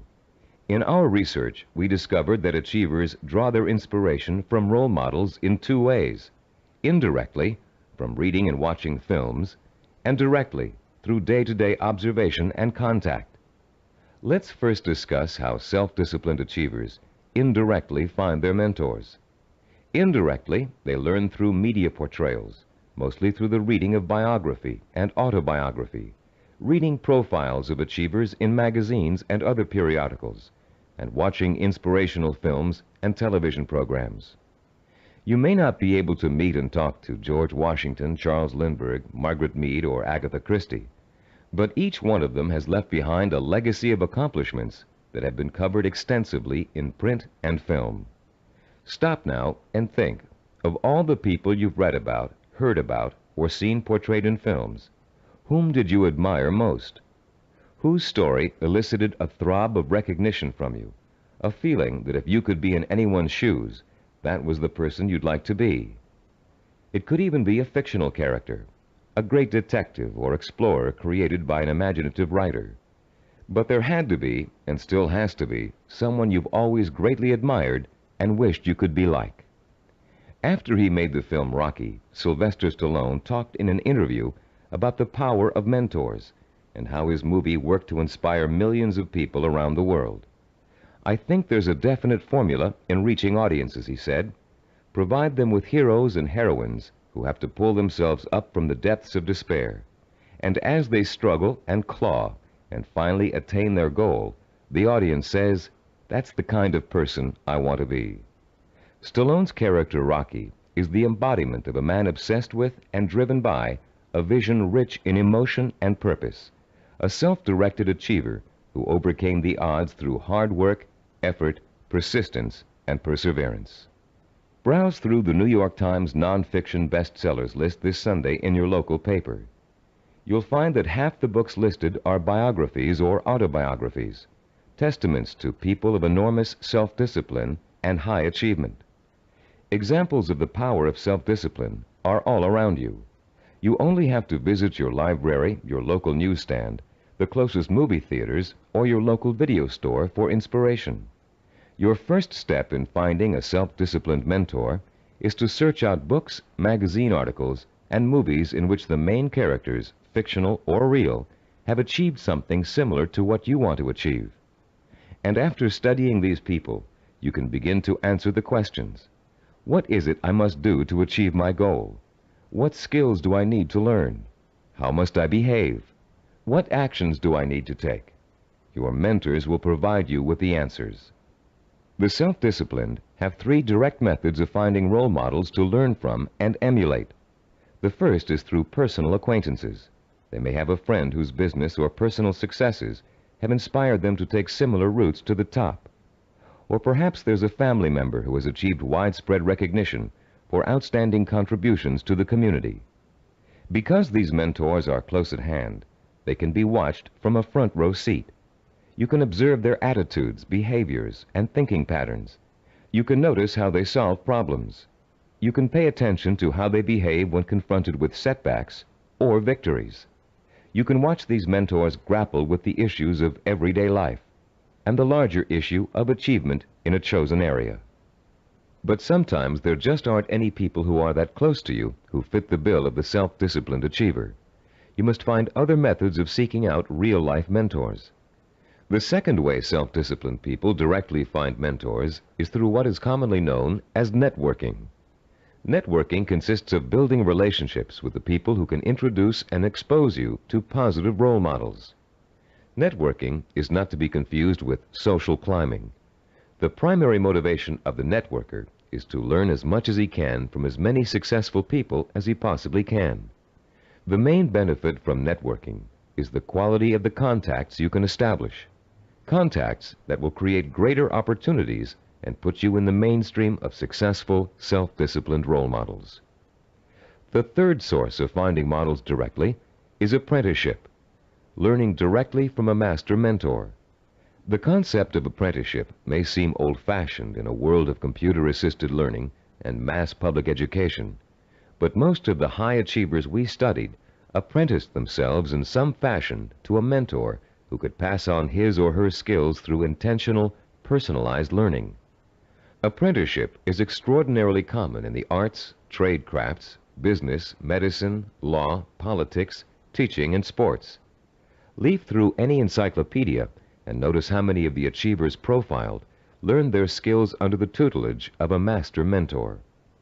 Some people are obvious masters of their craft and easy to pick as mentors, but sometimes it isn't so obvious, especially when it comes to business or professional achievers. How can you choose among several possible candidates? How can you pick the person who is most likely to provide you with the inspiration and example you need? In Session 2, you used an assessment form to compare your own behaviors, habits, and thought patterns against the 10 positive characteristics of the self-disciplined achiever. On page 25 of your study guide, you'll find a similar form that you can use to identify the strengths and weaknesses of prospective mentors, with instructions on how to use it. Put this form to work for you as you seek out that special person who can help you achieve your most cherished dreams and goals. When choosing a mentor of any kind, pay particular attention to how he or she developed the knowledge, skills, and abilities it took to reach his or her goal. Was there special schooling involved, particular reading materials, an apprenticeship with a mentor of his or her own, carefully sought-out teachers? How many hours did your mentor work every day toward achieving his or her goal? Also, pay close attention to your mentor's way of thinking. Be sure to choose someone who handles stress and pressure well, someone who responds to difficult problems by coming up with creative solutions, someone who loves what they do but still finds time for important personal relationships. The highest achievers work hard but are not workaholics. They still find time to enjoy their friends and families. Look for a mentor who has learned not to waste time and who has mastered the art of juggling a heavy schedule while staying calm and in full control. This will be an important trait for you to imitate, and find someone who neither capitulates to everyone around him nor is so arrogant he won't listen to the opinions of others. You'll want to learn how to listen well and then make your own decisions. In looking for all these traits, remember that your mentor is still going to be human and have faults. This is one of the most important things you can learn about your role model. In spite of great success, wealth, and the admiration of friends, family, and the community, he or she makes mistakes just like you. Rather than being disappointed in your mentor, you should rejoice over his or her human failings, because those failings mean that anyone can succeed just as they did. If it was possible for an imperfect person with one all-important goal in life to make that goal come true, you can do it as well. At Cybervision Systems, we've developed a number of sports training video cassettes that use a new and revolutionary learning technique. These video cassettes feature some of the world's greatest athletes, highly self-disciplined achievers who have won world championships and Olympic gold medals. And in the casual conversations we've had while working with these athletic stars, each one has revealed that he or she had a mentor whose skills, attitudes, and behavior served as an example of how to achieve. One of the things that struck us during these conversations was the fact that most top athletes were just as intimidated as you and I might be the first time they met their role model heroes, for lack of a better word. The idea that a major league ball player of undisputed talent might be quivering like a school kid in the face of their lifelong hero made us feel pretty normal, actually. I think we all feel a sort of psychological barrier when it comes to measuring ourselves against our role models. But as the athletes we talked to discovered, that barrier can be overcome quickly and easily. Each of them described the eventual realization that came from playing on a team with a personal hero or from riding the same pro circuit. The realization? As Olympic gold medal skier Jean-Claude Killy put it, everybody puts his pants on, one leg at a time. What each of them realized was that they too could easily perform like the role model they idolized. The idols, viewed close up, turned out to be as ordinary as the worshippers. They realized how great an opportunity they had to learn from their hero. Discovering that their idols were human and fallible, they began to believe deep within their hearts that they could equal or even surpass their idols' accomplishments. Though the role models you choose have developed tremendous strengths that have made them successful, they also have many weaknesses. Renowned fiction writer Ray Bradbury, for example, who was first published when he was in his teens, will never win the Monaco Grand Prix, or even a race to the local supermarket. Why?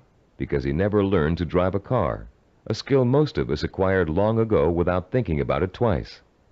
A friend of ours who was independently wealthy, a local politician, a publisher of fine art books, and a world traveler, wears finely crafted boots with all his clothes, even his business suits. Is it part of his personal style? Yes, but his close friends know his secret. He never mastered the bow knot.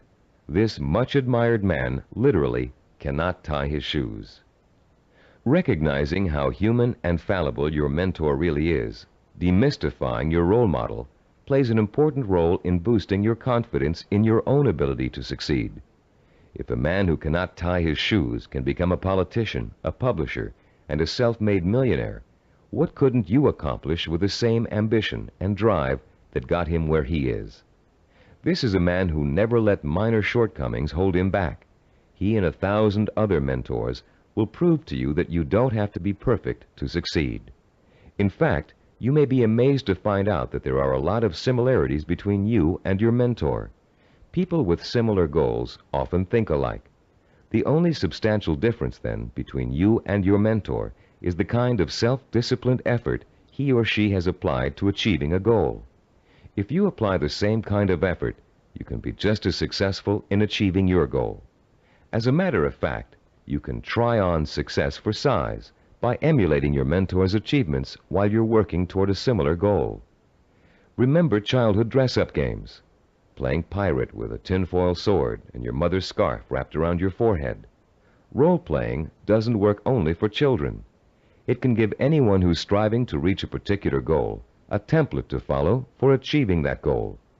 Hunter Thompson, who broke new ground in journalism in the 1970s with his gonzo style, picked up much of his technique by imitating one of the greatest writers in the English language, Charles Dickens.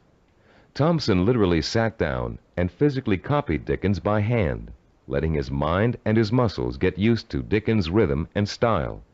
Hour after hour, he copied Dickens' prose, word for word. And Thompson went on to become a successful and popular contemporary writer. The great 19th century psychologist and philosopher William James contended that if you want to acquire a positive habit or behavior, simply act as if you already have it, and you will. James was aware that the human nervous system is incapable of distinguishing between a physically real experience and a vividly imagined one, which means that once you select your mentor, all you need to do is act just like that person in order to be just like him or her. Remember General Patton? He acted just like Alexander the Great, and he won battle after battle against the Axis. What about Babe Ruth? He imitated Shoeless Joe Jackson and went on to achieve much greater fame than his role model. Or perhaps you've heard of a fictional character named Bunker Bean. Bunker Bean was a timid, weak boy, raised by his parents to think he would always be a failure, and he was. He failed in school, he failed with his friends, he failed in everything he attempted, until one day Bunker Bean ran into a fortune teller who told him he was the reincarnation of Napoleon and was destined to achieve great things. Bunker Bean was shocked out of his usual apathy by this revelation. Going to the library, he took out every book he could find on the legendary Napoleon Bonaparte. He bought posters of Napoleon and hung them up all over his room. And as he studied about the emperor, whom he really believed was his former self, he began to imitate Napoleon's habits, attitudes, and behaviors. Years later, Bunker Bean was a rich and powerful man. He had everything anyone could have asked for.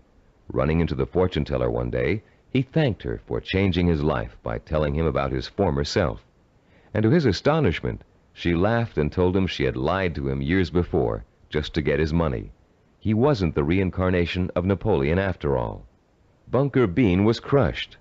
But since he had spent the many years acting like his role model, he found he couldn't shake the habits of success he had acquired.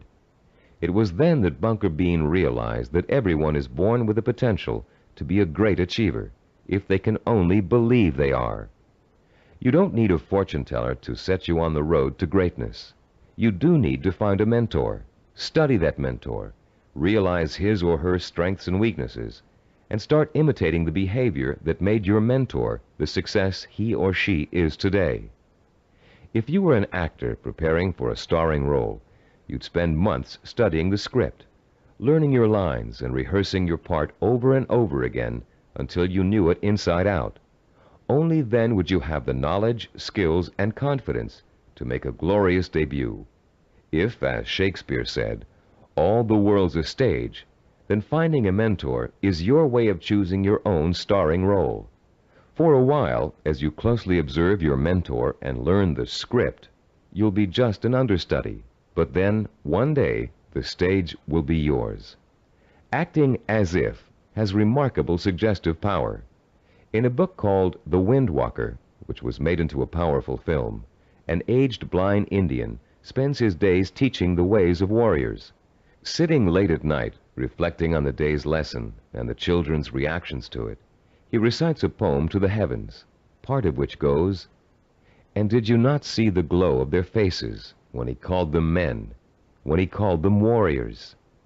And is it not so that we become most quickly the persons we think we are?" And later, this passage appears. He was making the children feel important, that one day they could be important. That was the way of a teacher, of a true man. Once you select your role models and learn about them and from them, you, like the young Indian children, should feel important, so that one day you will be important. This power of importance you draw from role models is really the power of possibility.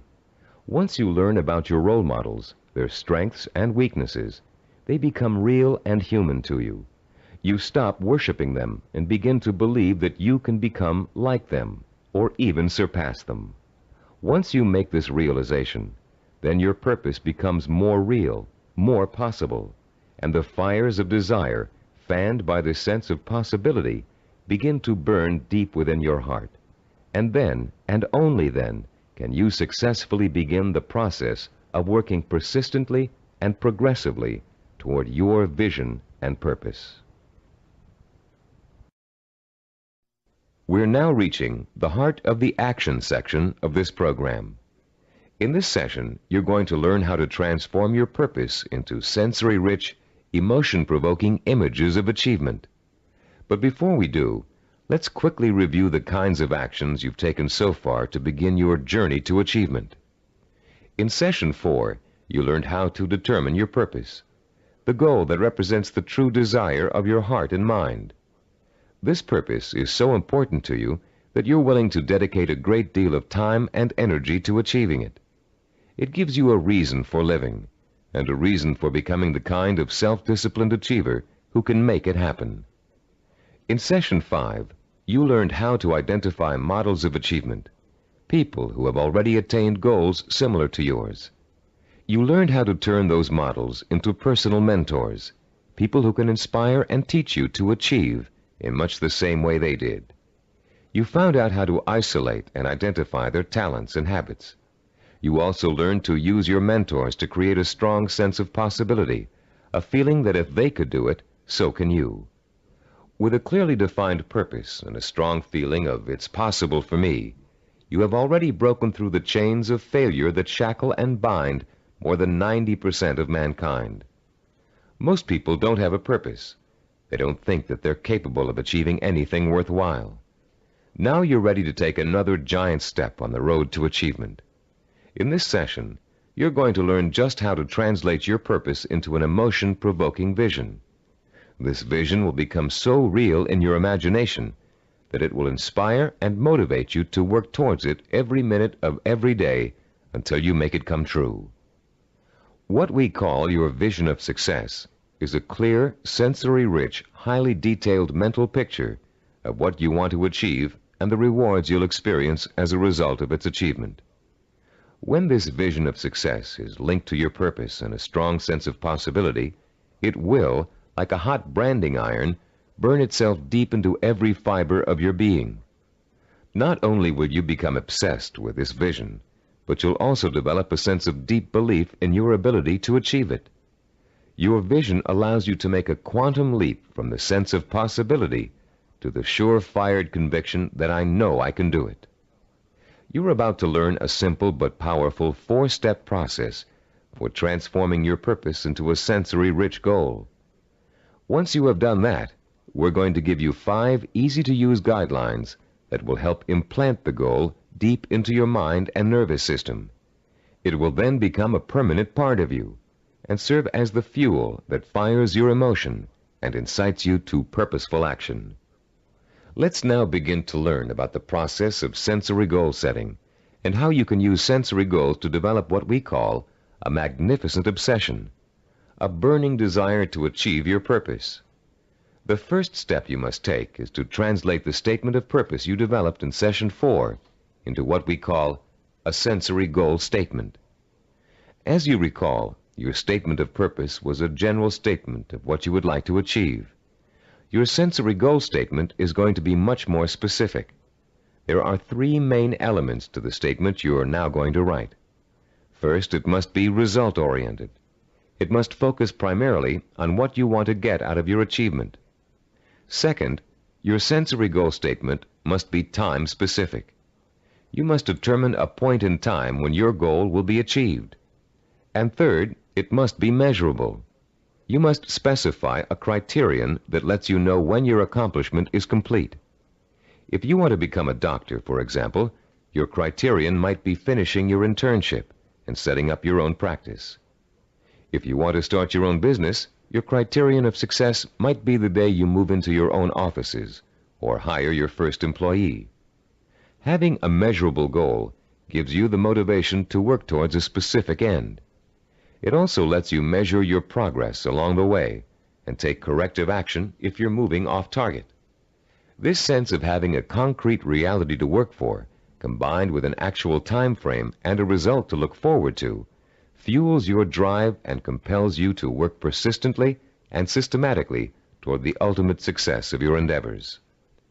Let's quickly look at a few examples of how a statement of purpose can be translated into a sensory goal statement. Let's say your statement of purpose reads, "I want to help cure disease." Your sensory goal statement might read like this: "In June of 1989, I will receive a medical degree." If your purpose is to become your own boss, then your sensory goal statement might read, "In January of 1987, I will open up a retail store of my own." If your purpose is to run a marathon, your sensory goal statement might read, "In June of 1986, I will enter the Boston Marathon and complete the 26-mile run in under 5 hours." Now turn to page 29 of your study guide and look at Form 6.1. There's a space there for you to write your goal statement down. Take a moment now to compose and write your sensory goal statement in the space provided. I'll pause for a minute while you do this.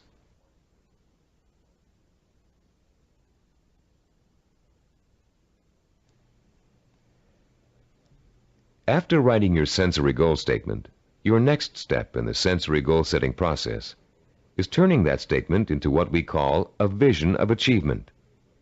The first way in which you're going to do this is by finding photographs in books, magazines, and newspapers that show people living, experiencing, and achieving your vision. If your vision is to become a doctor, look for photographs of a medical school graduation ceremony. Find pictures of doctors involved in research. Look at Scientific American, the New England Journal of Medicine, and similar publications aimed at doctors and scientists. If your vision is to be your own boss, find photos of people who own successful businesses. Business Week, Industry Week, and specific retail trade publications are good sources to try.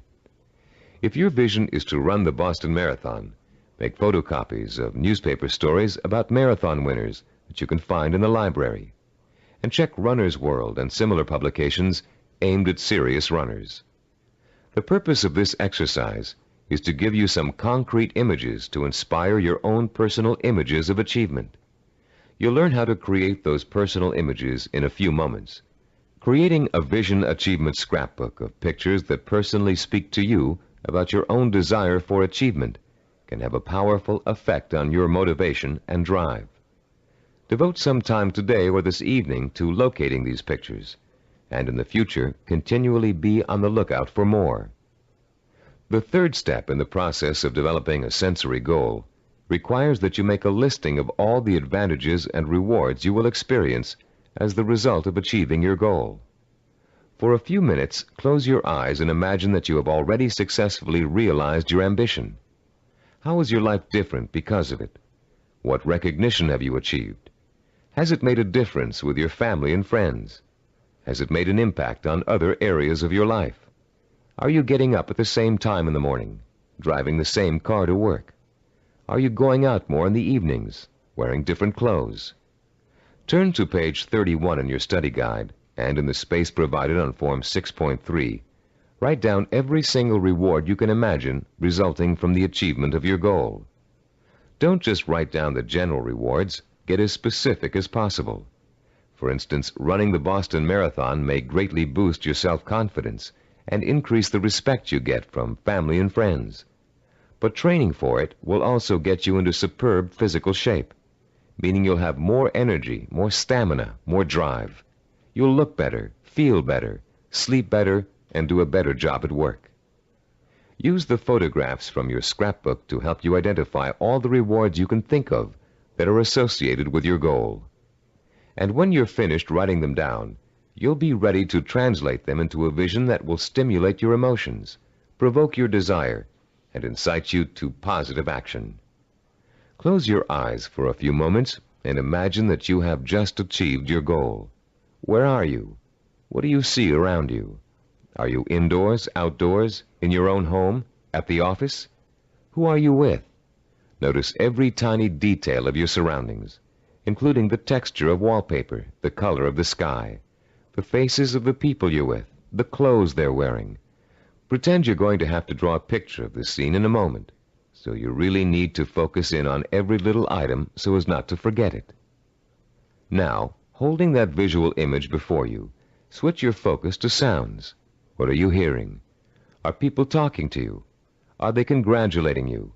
If so, what are they saying? Are you hearing the voices of your parents, your spouse, your children, your friends? Are you all watching TV, where a famous newscaster's voice is reciting the story of your achievement? Maybe there's a party being held in your honor, and you can hear music in the background. Concentrate on every single sound you can hear and differentiate. Now, let's add the sense of touch. Are people shaking your hand? Do their hands feel smooth, rough, warm, cold? Are the grips firm or slack? Are you being patted on the back, hugged by your family and friends? Is someone pulling at your sleeve to get your attention? Next, imagine the prevalent smells that are surrounding you.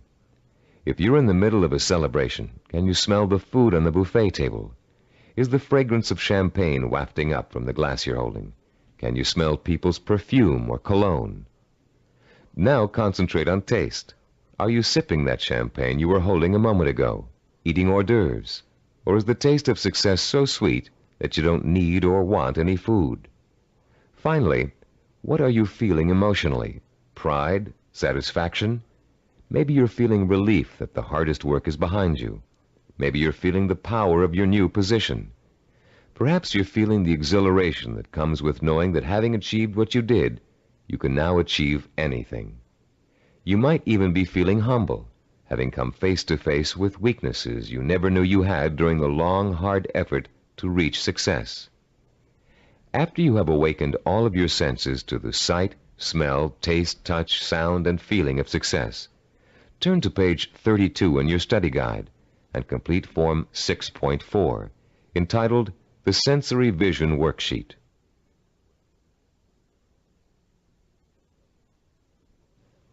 The four-step process we have just outlined takes you on another emotional journey that gets progressively richer, clearer, and more potent. You start with a specific statement of what you want to achieve and when you want to achieve it. Then you gather inspirational photographs of others who have achieved what you want to achieve. You imagine and list the rewards and benefits you'll experience as a result of achieving your goal. And finally, you bring these three steps together into an imaginary scenario rich in sight, sound, touch, taste, smell, and emotion. This scenario is your vision. It is the driving force behind all of your thinking and activity. The more intense and more detailed your vision is, the more emotional power it will pack. The more often you conjure up your vision, the more drive and sustaining power you'll have behind you. This drive and power will in turn enable you to develop working plans, working habits, knowledge and skills you need to achieve your goal.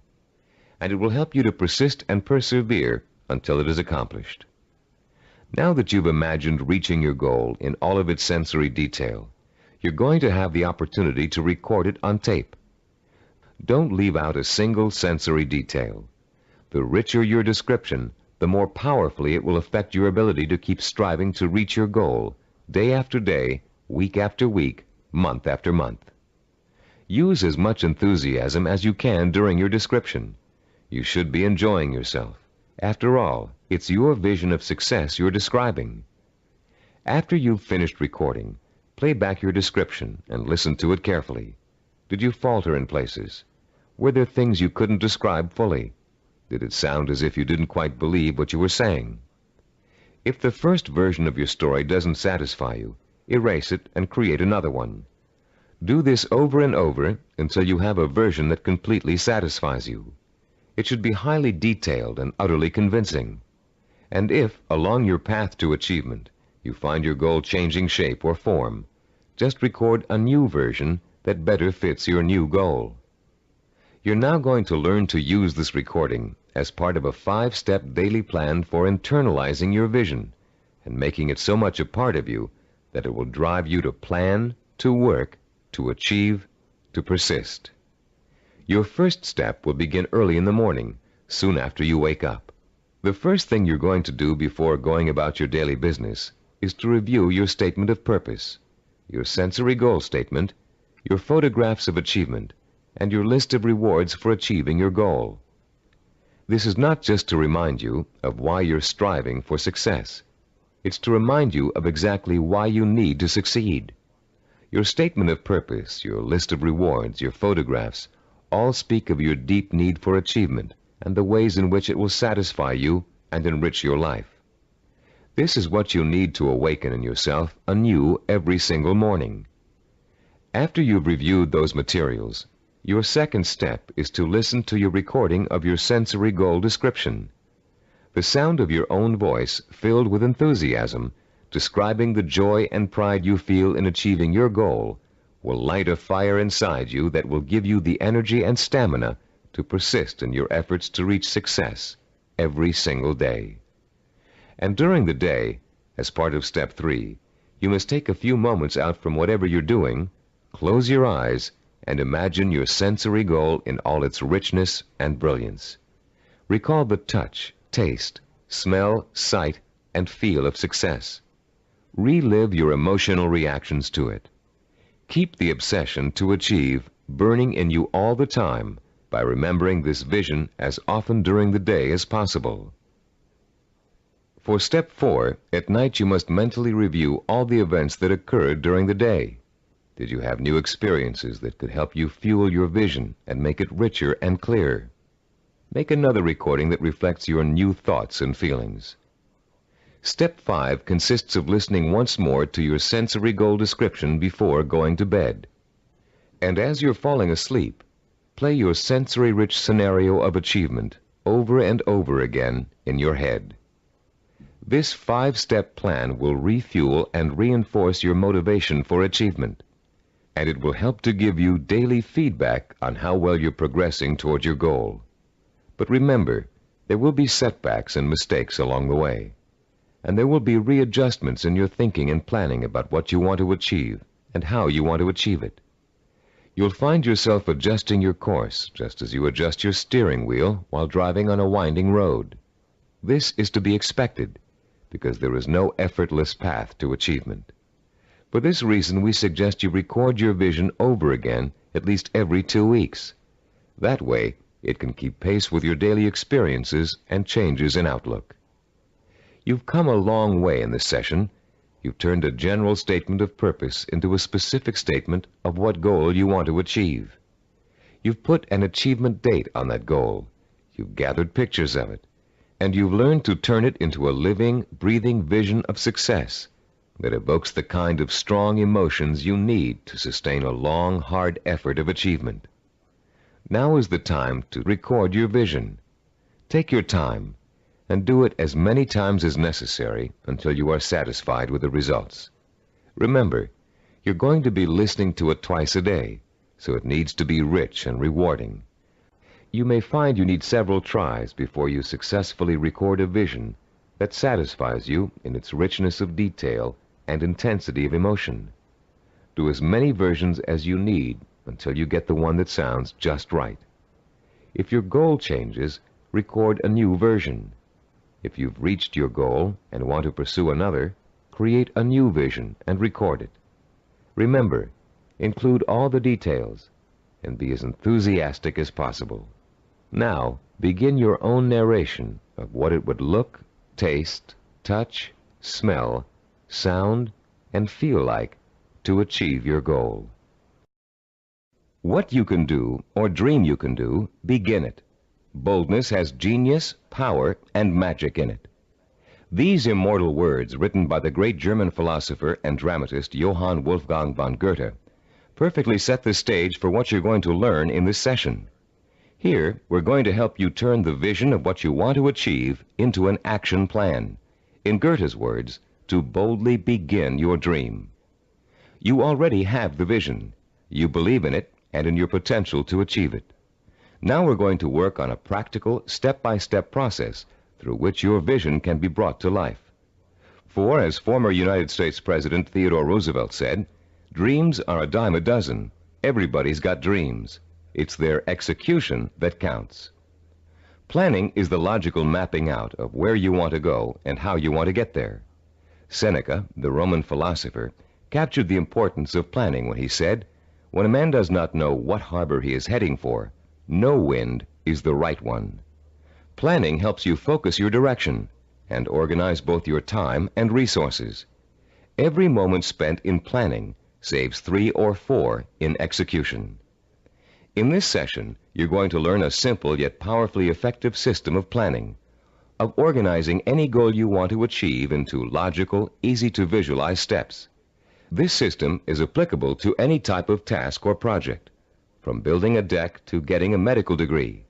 It will help you to make short or long-range plans, organize your resources, create schedules to meet necessary deadlines, and improve your decision-making skills. It will also improve the quality of your work. While following this plan, you'll experience an increase in self-confidence and pride as you realize that you are on your way to becoming a self-disciplined achiever. Every small task in your plan that you accomplish will be living proof that you are one step closer to your goal. And as you take each step, your faith in your ability to accomplish your goal will be reinforced and expanded.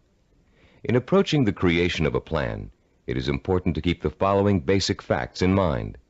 First, planning is a way to look at both the whole picture and parts that make up the whole. It is a way to organize those parts in a logical and sequential way. One step should lead to another. More than that, each step you take should make the next step possible, like adding links to a chain to make a fence. We've introduced you to the concept of macro and micro achievements. The whole picture is your macro achievement. The steps you must take to achieve your macro achievement are micro achievements. If you want to build a house, a macro achievement, you must start by leveling the site and digging a foundation. Only after those steps have been accomplished can you go on to pouring the foundation, putting up the framing, putting in electricity and plumbing, finishing the walls, installing the roof, and so on. The second fact to keep in mind is that ideas take time to implement. I won't dwell at length on the subject of time now, since we're going to devote all of Session 8 to time. But I'd like to tell you a short story about a Micronesian island leader named Pialug that illustrates the kind of time and patience it takes to achieve excellence. 50-year-old Pialug is the most respected and powerful man in his community because he's a navigator. His grandfather had told him, "If you learn navigation, you will have a name. You will eat the navigator's food. At sea, you will have more power than a chief." Pialug began learning navigation at the age of 5. Using shells and pieces of coral on sand, his grandfather created models of the constellations to teach him how to chart distance and direction. Pialug learned that at the right time of year, he could simply point the bow of his canoe at the rising star to steer his course. But since the stars rise 4 minutes earlier each evening, the rising star changes position every day. So Pialug also had to learn the positions of the multitude of lesser stars. It took him 45 years to learn every movement of every major and minor star and constellation in the nighttime sky. But having taken the time to learn, Pielug now enjoys the respect, admiration, and status in his community that comes with being a navigator. Like Pielug, you must recognize that it will take time to achieve your goal, weeks, months, or years. Like Pielug, you must develop patience in learning the steps that lead to your goal. With time and patience on your side, you'll be assured of realizing your ambition.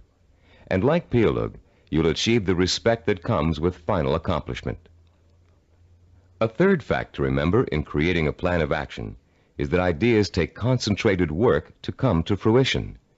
Too many people like to think that managing a project means that others do the detail work. They can simply spin out ideas like sparks from a child's pinwheel toy, leaving others to tend the fire. If you leave others to tend the fire, don't blame them if the house burns down. Admiral Hyman Rickover spent over 40 years building America's nuclear submarine fleet. Rickover himself supervised the research, design, construction, and operation of the mighty underwater craft. His reputation as an excellent manager who always got results was only equaled by his talent for engineering. Upon Rickover's retirement, he explained his philosophy of management to an interviewer. "The man in charge," Rickover said, "must concern himself with details. If he does not consider them important, neither will his subordinates. Yet the devil is in the details. It is hard and monotonous to pay attention to seemingly minor matters. In my work, I probably spend 99% of my time on what others may call petty details. Most managers would rather focus on lofty policy matters, but when details are ignored, the project fails. No infusion of policy or lofty ideals can correct the situation." 3 basic elements to keep in mind, then, when creating an action plan. They include looking at the whole picture, taking time to complete each step before you go on to the next, and paying attention to details. A 4th point to remember is planning, and the implementation of a plan is a trial and error process. You will make mistakes. Most of them will be unavoidable and will serve as springboards of learning and refinement. When you make a mistake, learn from it. Take corrective action to avoid making it again, and get right back on course. Remember, supposed experts have made greater mistakes than you're going to make, and have managed to turn them into creative successes. Take the Coca-Cola Company's introduction of the new Coke, for example. After spending millions of dollars on market research, and more millions of dollars marketing their reformulated soft drink, they were forced by public pressure to bring back the old formula. They made a mistake in trying to change the taste of Coke, and their marketing executives admitted it. But because of that mistake, Coke is now in a stronger marketing position than ever. The Coca-Cola Company has brought back their old formula, now sold under the name Classic Coke, and they still have their new formula on the market, which was formulated to appeal to Pepsi drinkers. Was Coke's surprise move really a mistake? Nobody thinks so now. By correcting its mistake, Coke has the potential to win over an even larger share of the market than it had before. This process of self-correcting behavior is what scientists call cybernetics. The term may sound very space age, but there's a reason for that. The organizational method you're about to learn is the same one NASA engineers used to put men on the moon. In the early 1960s, when former President John F. Kennedy ordered NASA to put a man on the moon within a decade, NASA's engineers and systems designers rose to the challenge, accomplishing the task by July of 1969. How did they do it? They took their macro objective, putting a man on the moon, and broke it down into a series of micro-objectives that would lead to the final great accomplishment. When the project started, NASA scientists and organizers immediately began preparing flowcharts, identifying each step they would have to take in order to put a man on the moon. First, they had to build a new type of rocket.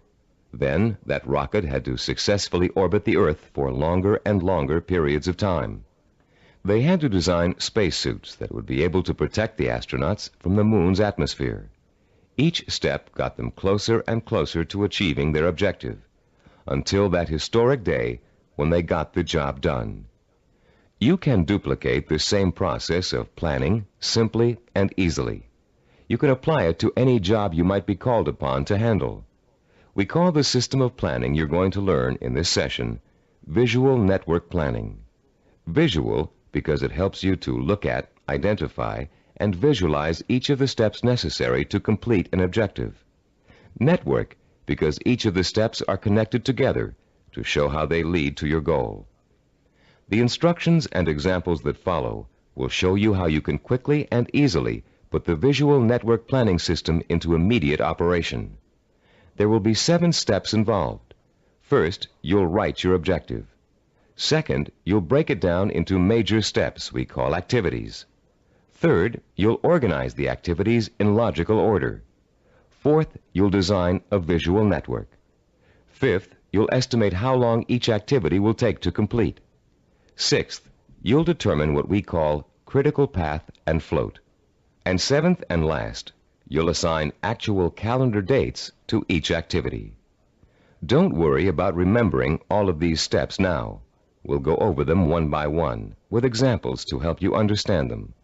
For now, as we begin our discussion of this powerful planning system, you'll need to refer to your study guide and follow along as I explain each concept.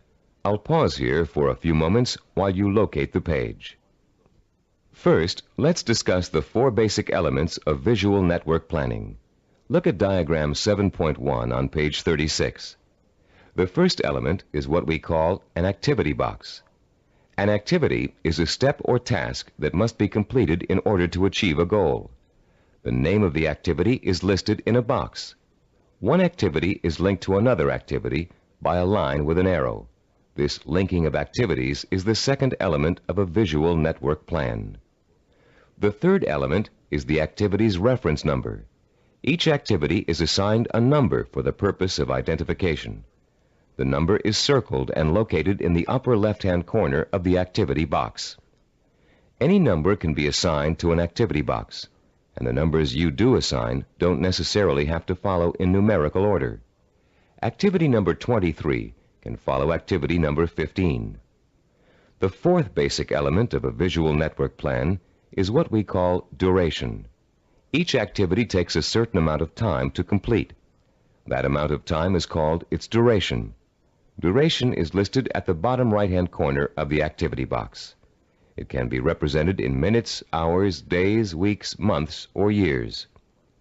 Now let's use these elements to build a simple network, a group of linked activities that lead to a goal. Refer to diagram 7.2 on page 36. This diagram assumes that you have some hard winter wheat and a wheat grinder, and you want to make some fresh, hot, whole wheat cereal.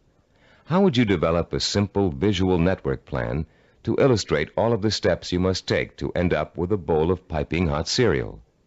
Your first step would be to get a piece of paper and pencil and list your objective on the top.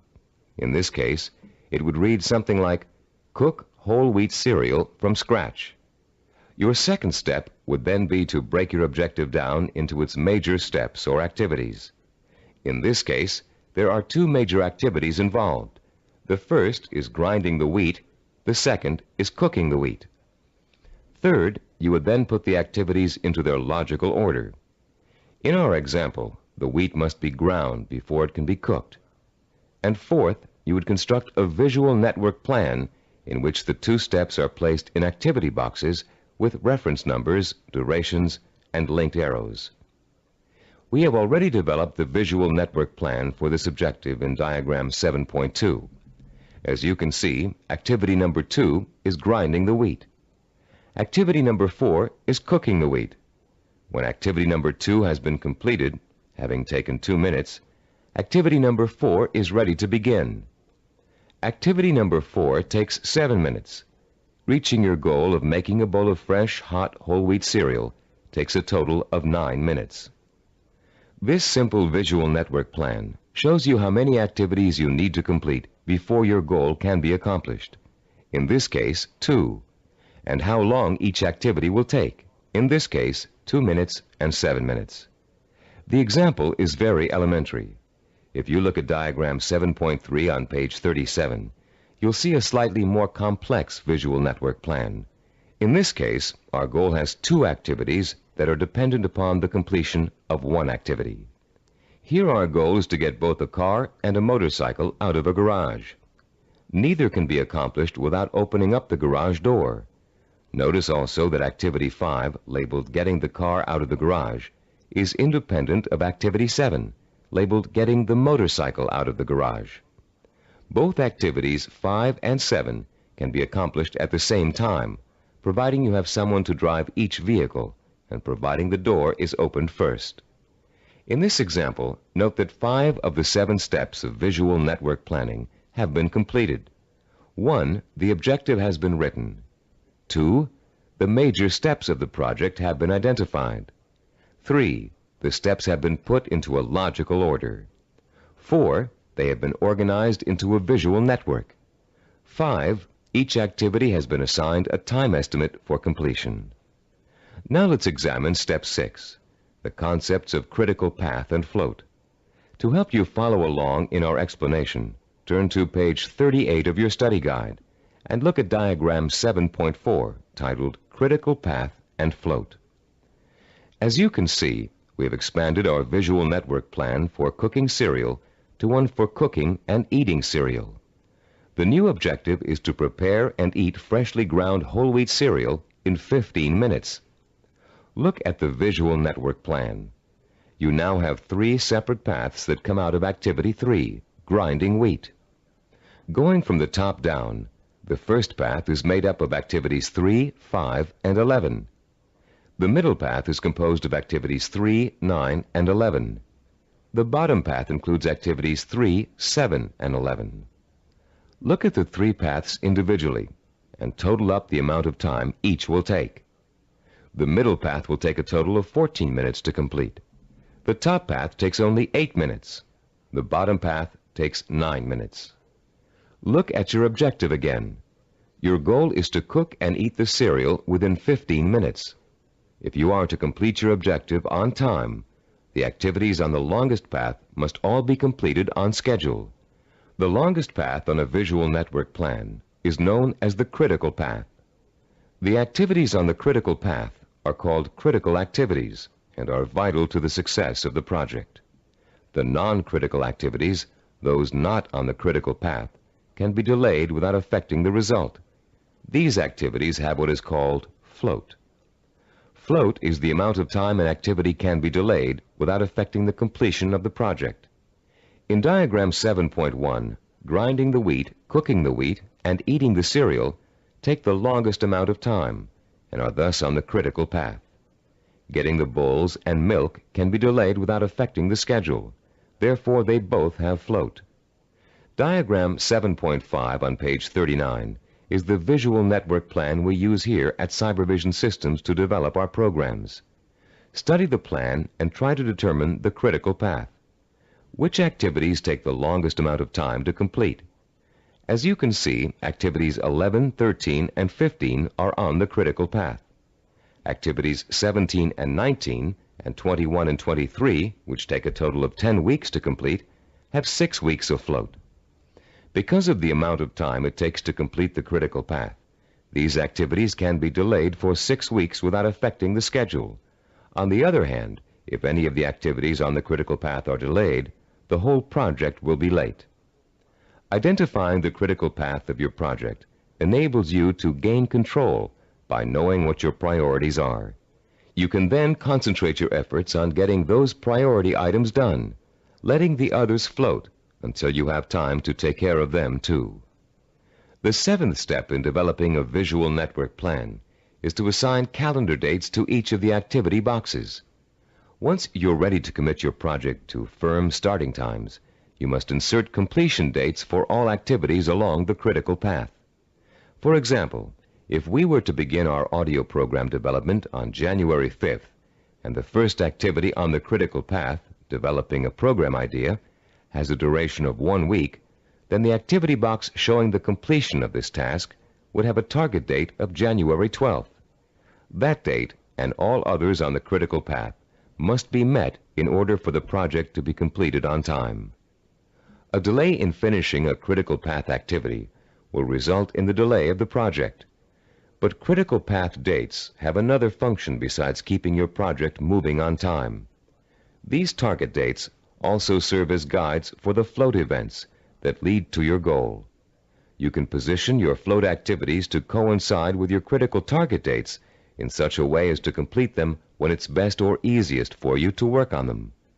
These activities can be worked into your schedule because they can be delayed until it's most convenient for you to do them. Visual network planning works for macro goals and for micro goals.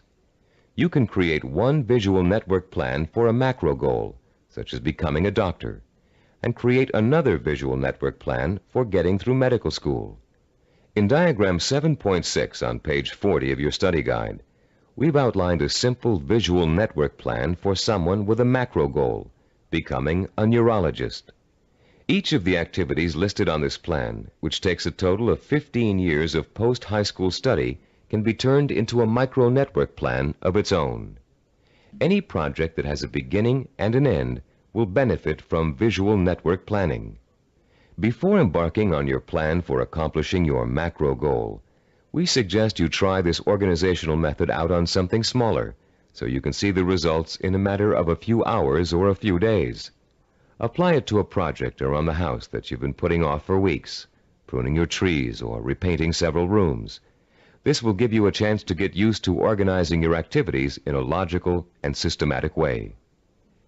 In using this plan, you'll learn the meaning of hard work and patience. You'll find yourself tempted to skip certain steps and leap ahead to something you feel like doing right away. But when you do go off your schedule, your project won't be completed in time, and you'll begin to see how important it is to stick to dates and schedules if you want to realize any goal. Using this plan will also reward you with a sense of self-disciplined accomplishment.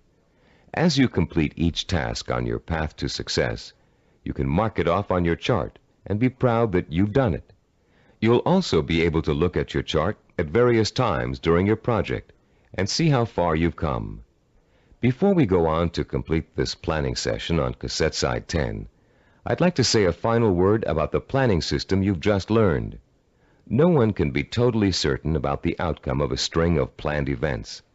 Mistakes, unforeseen problems, and outside events over which you have no control can and will contribute to the changing of your plans. Your visual network plan is not carved in granite. It's a living, working system that must change to accommodate the changes in your life. You may underestimate the amount of time it will take you to complete an activity. You'll know better the next time. You may find that you don't need to perform a certain activity at all, giving you some breathing room in your schedule. The objective of this plan is not to give you a rigid yardstick against which to measure your success or failure. Rather, it is to give you a logical, working system for achieving your goal. In creating your visual network plan, do your best to be as accurate as possible about dates and durations of activities.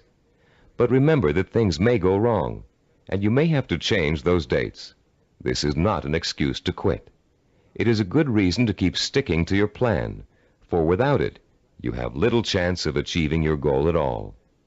Remember, to successfully realize your purpose, you must have the courage to take risks, the courage to fail, and the courage to learn from your failures. Visual network planning is a roadmap that points out your destination and suggests a way to get there. But it doesn't tell you how to take the trip. It's up to you. On the next side of this tape, you'll take the exciting step of developing your own visual network plan, and you'll write your own story of achievement in a way that brings home the power and reward of final success. Now that you've been introduced to the guidelines of effective planning, you're ready to turn your own purpose and vision into macro and micro plans. As you do, keep in mind the following suggestions. First, the instructions on how to develop a visual network plan are guidelines only, and not a rigid set of rules. Use the principles we've discussed as a guide to meet your own specific needs. Second, take the time to work at converting your goal into a visual network plan. You'll probably need to come up with a number of rough versions before you arrive at your finalized plan. Don't get frustrated. The very act of planning will force you to think logically and use your creativity. More importantly, your vision will go from the abstract to the concrete, a step most people aren't able to take or don't know how to take. In developing your personalized visual network plan, you'll find that this system will become one of the most valuable tools you'll ever use. So study it thoroughly, familiarize yourself with the steps, get to work, and be patient. After you have developed your first visual network plan, there's an exercise I want you to complete. Take your plan and put it in front of you. Study what you've written for a few minutes. You have a stated objective, a list of activities, and a time frame. That's all it takes to tell a story. So I'm going to ask you to tell the story of the achievement of your own goal. Only you're going to tell the story in the past tense, as if your goal has already been achieved. In your story, pay attention to details. How long did it take to reach your goal? What did each step along the way feel like? Did you have to reevaluate your goal in the process of achieving it? What did you discover about yourself along the way that led to the successful achievement of your ambition? Keep your story simple. Pretend you're talking to a friend. Be enthusiastic. Be proud. Give your friend a step-by-step description of just how you did it. First I did this, then I did that, and this happened along the way, so here's how I took care of it, and so on. Now you're going to tell your story on tape to describe your success in sensory-rich detail, with all the enthusiasm you can muster, as if it finally really happened. When you're done, you'll have a record of your success that you can refer to again and again for inspiration. When you play your story back for the first time, listen very carefully to your descriptions. Did you falter in places? Was there a lack of conviction in your voice in certain areas? Did you hesitate, as though to tell yourself you really didn't believe that success was yours? Or were you self-assured and utterly convincing? If the first version of your story doesn't satisfy you, erase it and create another one. Do this over and over until you have a version that completely satisfies you with its richness of vision and inner strength. When you achieve your goal, you can use this same method of storytelling in pursuing another one. Always make sure that your story rings true and offers real inspiration to you when you hear it. Remember, don't be afraid to brag and relive the success you've already accomplished in your imagination. You've already taken an important step in mastering the science of self-discipline by learning how to turn your most important goals into step-by-step plans for achievement. Now comes the time to roll up your sleeves and learn how to put these plans into action. This is an exciting moment for you and a turning point in your quest for success. Up until now, you've learned how to prepare for achievement. Now you're going to learn how to actually tackle the hard, efficient work that is the bread and butter of achievement itself. Notice we said hard, efficient work, not just hard work. Hard work alone doesn't guarantee success. In fact, many unfortunate people spend a great deal of time working very hard and never get anywhere in spite of it. Making intelligent and efficient use of your time is of paramount importance in achieving your goal, especially when that goal may take years to achieve. In this session, you're going to learn how to manage your time and effort so efficiently that you won't waste one valuable moment in your journey to achievement. You'll learn how to find time in an already busy schedule to work on the micro tasks that make up the stepping stones to your macro purpose. You'll find out why what we call seasoning, a special way of looking at time, is so critically vital to your success. You'll learn how to actually quicken time, make hours seem like minutes, weeks seem like days, and years seem like months. And you'll learn once and for all how to develop the do-it-now habit, allowing you to permanently overcome the world's #1 cause of failure, procrastination. By the time you finish this session and complete the corresponding exercises in your study guide, you'll be equipped with a new attitude towards time and achievement, and you'll be ready to begin systematically putting your step-by-step plans into purposeful, disciplined action. Let's now begin exploring the fascinating principles of using and managing time that can make the difference between success and failure. To begin at the beginning, Let's talk a little bit about the relationship between time itself and achievement. We all know that it takes time to accomplish something. Depending on what you'd like to accomplish, it may take a little bit of time or a great deal of time. The same goal can also sometimes be achieved in less time or more time, depending on how good a job you want to do in achieving it. Think about any small task you might be confronted with around the house. Let's say one of your doors is stuck and needs planing in order for it to open and close easily. There are lots of ways you could accomplish that task, and lots of shortcuts you could take. But in order to do a really good job, you know you should measure the door and doorway opening, figure out how much wood you need to remove, take the door off the hinges, and mount it on a sawhorse and plane it down until it reaches the right size. This approach may take longer than some others you can think of, but it's the best way to achieve your goal. And when the job is done properly, you know that door will never get stuck again. The person who takes the time to do the job right is the epitome of the self-disciplined achiever. Someone who has learned not to worry about time, but use it to its full potential to achieve a goal in the best way possible. None of your goals are going to be as simple as this one to accomplish, but the principle remains the same. To achieve with excellence, you're going to need a long period of time in which to allow your knowledge and skills to mature and grow. This is the concept of time that we call seasoning. Seasoning is a law of nature. All things take time to come to fruition. People, in their impatience to get what they want without going through this growing process, often end up stunting their own personal growth and making true success impossible. Shortcuts only lead to mediocrity and failure. Scientists, philosophers, artists, and statesmen have always recognized the importance of seasoning in accomplishing any goal. When asked by an impatient student how long it would take to become a master teacher, the Roman philosopher Epictetus replied, "Nothing comes into being all at once, not even the grape or the fig. If you say to me now, 'I want a fig,' I shall answer, 'That requires time.' Let the tree first bring forth tender blossoms. Let the blossoms endure the weathering of the sun, wind, and rain. Let the tree then put forth its fruit, and finally, let the fruit ripen." Cybervision founder Steve DeVore recalls learning about seasoning the hard way. "When I was 5 years old," he said, "I planted a garden in my backyard.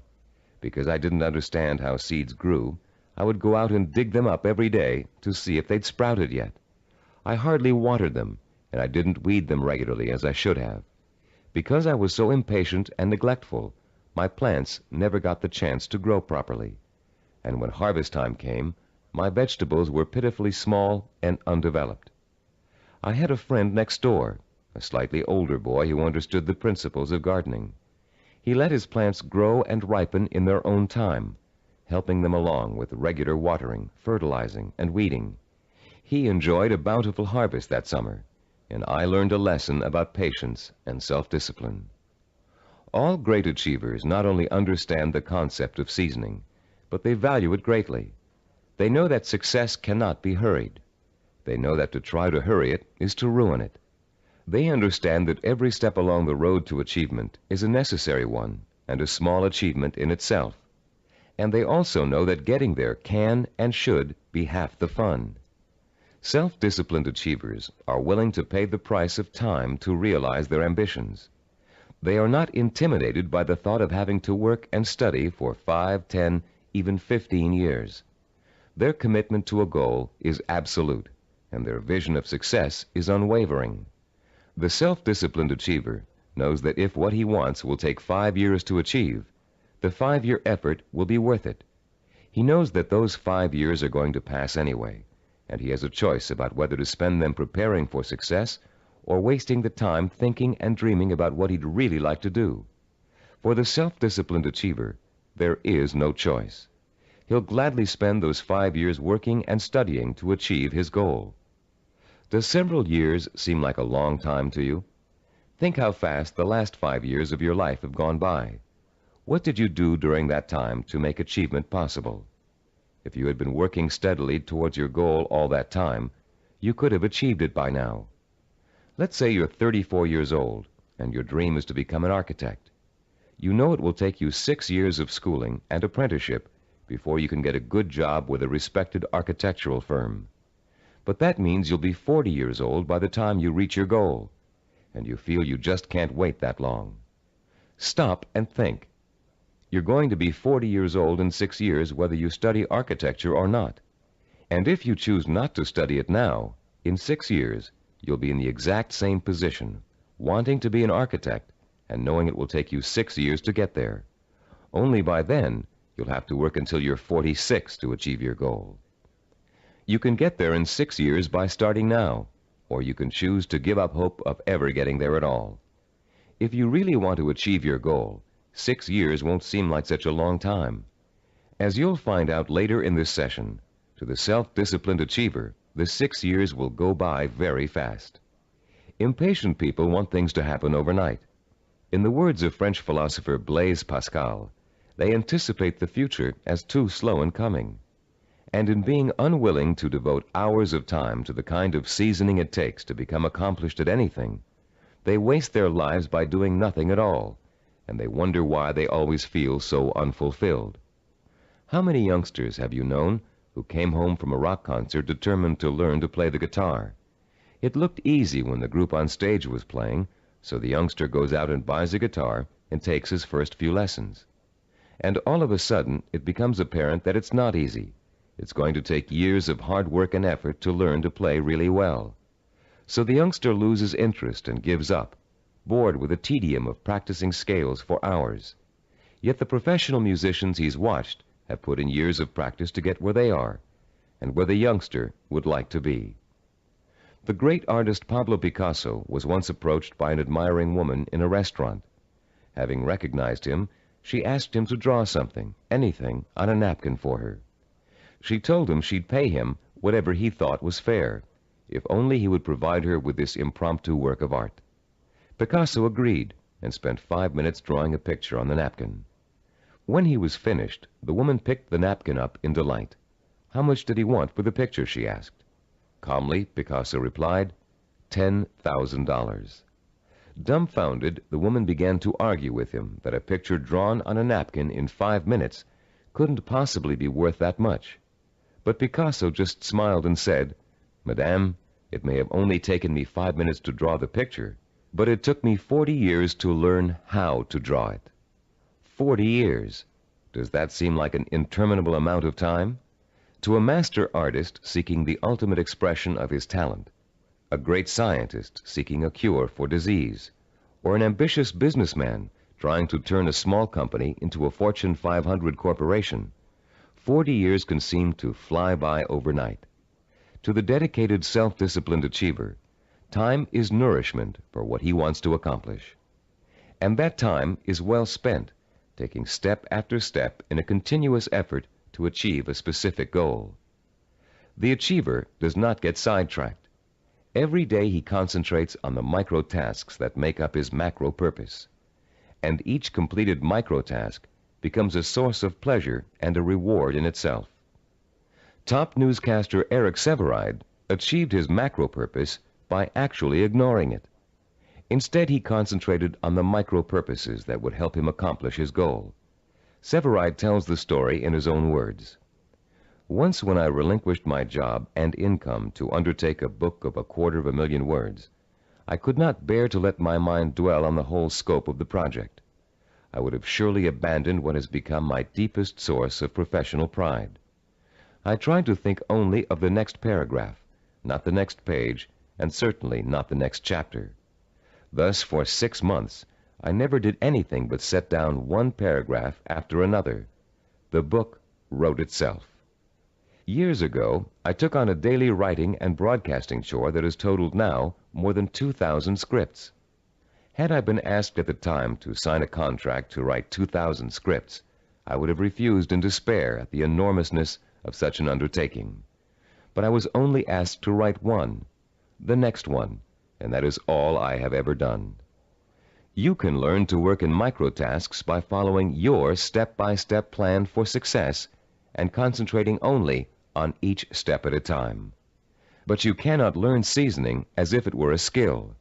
Seasoning is an attitude that must be adopted and made part of your mental framework if you are able to achieve your lifelong purpose. It is crucial to self-discipline. More than that, it is actually at the heart of self-discipline. Besides seasoning, the self-disciplined achiever experiences something we call time quickening. Time quickening does not mean taking shortcuts, as you might first guess. Rather, it represents what happens to your perception of time as you become involved in the pursuit of your goal. Time quickening is an almost magical experience where time seems to disappear and you know you're in complete control of what you're doing. When it happens, you feel energetic, concentrated, and completely absorbed in your task. We've all experienced time quickening when we're doing something we particularly enjoy. For you, it may have happened while you were reading an exciting murder mystery, watching an action-filled movie, playing a game of tennis, or even weeding a garden. Time quickening takes place whenever you find yourself completely engrossed in something to the point where nothing can distract you. The moments fly by so quickly, you're just not aware of them. Past and future seem to disappear, leaving only you and the task you're engaged in. And after what only seems like minutes, you look up and notice in shock that a great deal of time has passed. Dreams are a reverse example of this phenomenon. Although you may often wake up feeling as if you've been dreaming a particular dream for hours, the whole thing has actually taken place in just a minute or two. The human mind has the amazing ability to alter our own perception of time. Once you learn to use this ability to your advantage, you will no longer be discouraged at the thought of having to spend so much time pursuing your goal. Scientific research has shown us how to trigger the experience of time quickening. You can actually learn to consciously create the sensation that time has stopped. You can do it by becoming single-mindedly and uninterruptedly involved in an activity for a significant period of time. Time quickening occurs when you surrender your attention and your senses to something outside of yourself. There are 6 steps you can and must take to experience the benefits of time quickening. Listen to them carefully, and then try to recreate them, first with lesser tasks that may or may not be related to your goal, then with your actual micro-purposes.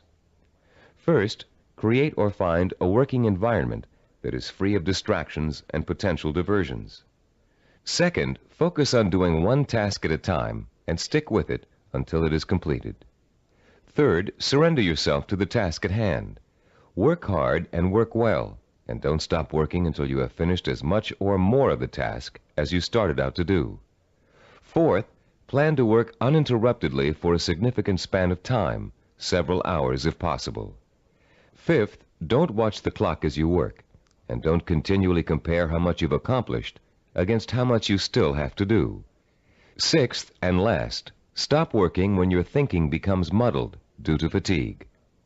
The first few times you try using these 6 steps, you may have a hard time following them all. But the more you practice, the easier it will get. And soon you'll notice that time seems to be flying by quicker and quicker every time you sit down to work. Time quickening makes work enjoyable and helps prevent the normal wear and tear of work on your mind and your nerves. It is the antidote to burnout and the key to maintaining a healthy emotional balance during long hours of effort. Time quickening will enable you to successfully complete the string of micro-tasks that over an extended period of time will take you closer and closer to the completion of your macro goal. And if your goal is years away, time quickening will make it seem to all happen so quickly that the illusion of overnight success will almost seem as if it's coming true. Using time quickening to follow a step-by-step plan for reaching a goal is one way to make that goal appear closer than it really is. But time quickening won't do you any good if you find you can't even get started on your micro-tasks. For most people, the biggest enemy of success is procrastination, postponing doing the work you know you must do in order to accomplish your ambitions. Like most people, you may think procrastination is relatively harmless, a trivial problem that you don't really need to worry about. But there's nothing trivial about a habit that is the cancer of self-discipline. Procrastination is an achievement killer, and unfortunately, The more often you succumb to it, the more habitual it gets, and the harder it is to deal with. Procrastination is a serious deterrent to self-discipline, and it takes a serious effort to overcome it. In the next part of this session, we're going to explore some common reasons for procrastination and the most effective ways of overcoming the would-be achiever's most self-defeating habit. Psychological research tells us that chronic procrastinators fall into three groups. The first group fears failure. The second group fears success. And the third group uses procrastination as a way of rebelling against authority. Let's examine each of these groups to see how they turn their own psychological problems into reasons for procrastination. The first type of procrastinator may actually already be a successful business person or professional, but he or she is successful only up to a point. These people set such high standards for themselves that they live in constant fear of not being able to meet those standards. They cripple their own efforts to succeed by working at less than their capacity, so they are never really challenged and therefore never will fail. People who are successful early in life, usually in school or in an athletic career, often turn into this type of procrastinator. Take Sarah, for example, a city planner who graduated at the top of her class from Stanford University. Soon after graduation, Sarah joined the planning director's office in a major West Coast city. One of her duties is to generate reports for her boss to use in making important presentations. Sarah has begun putting off doing the reports until the last minute.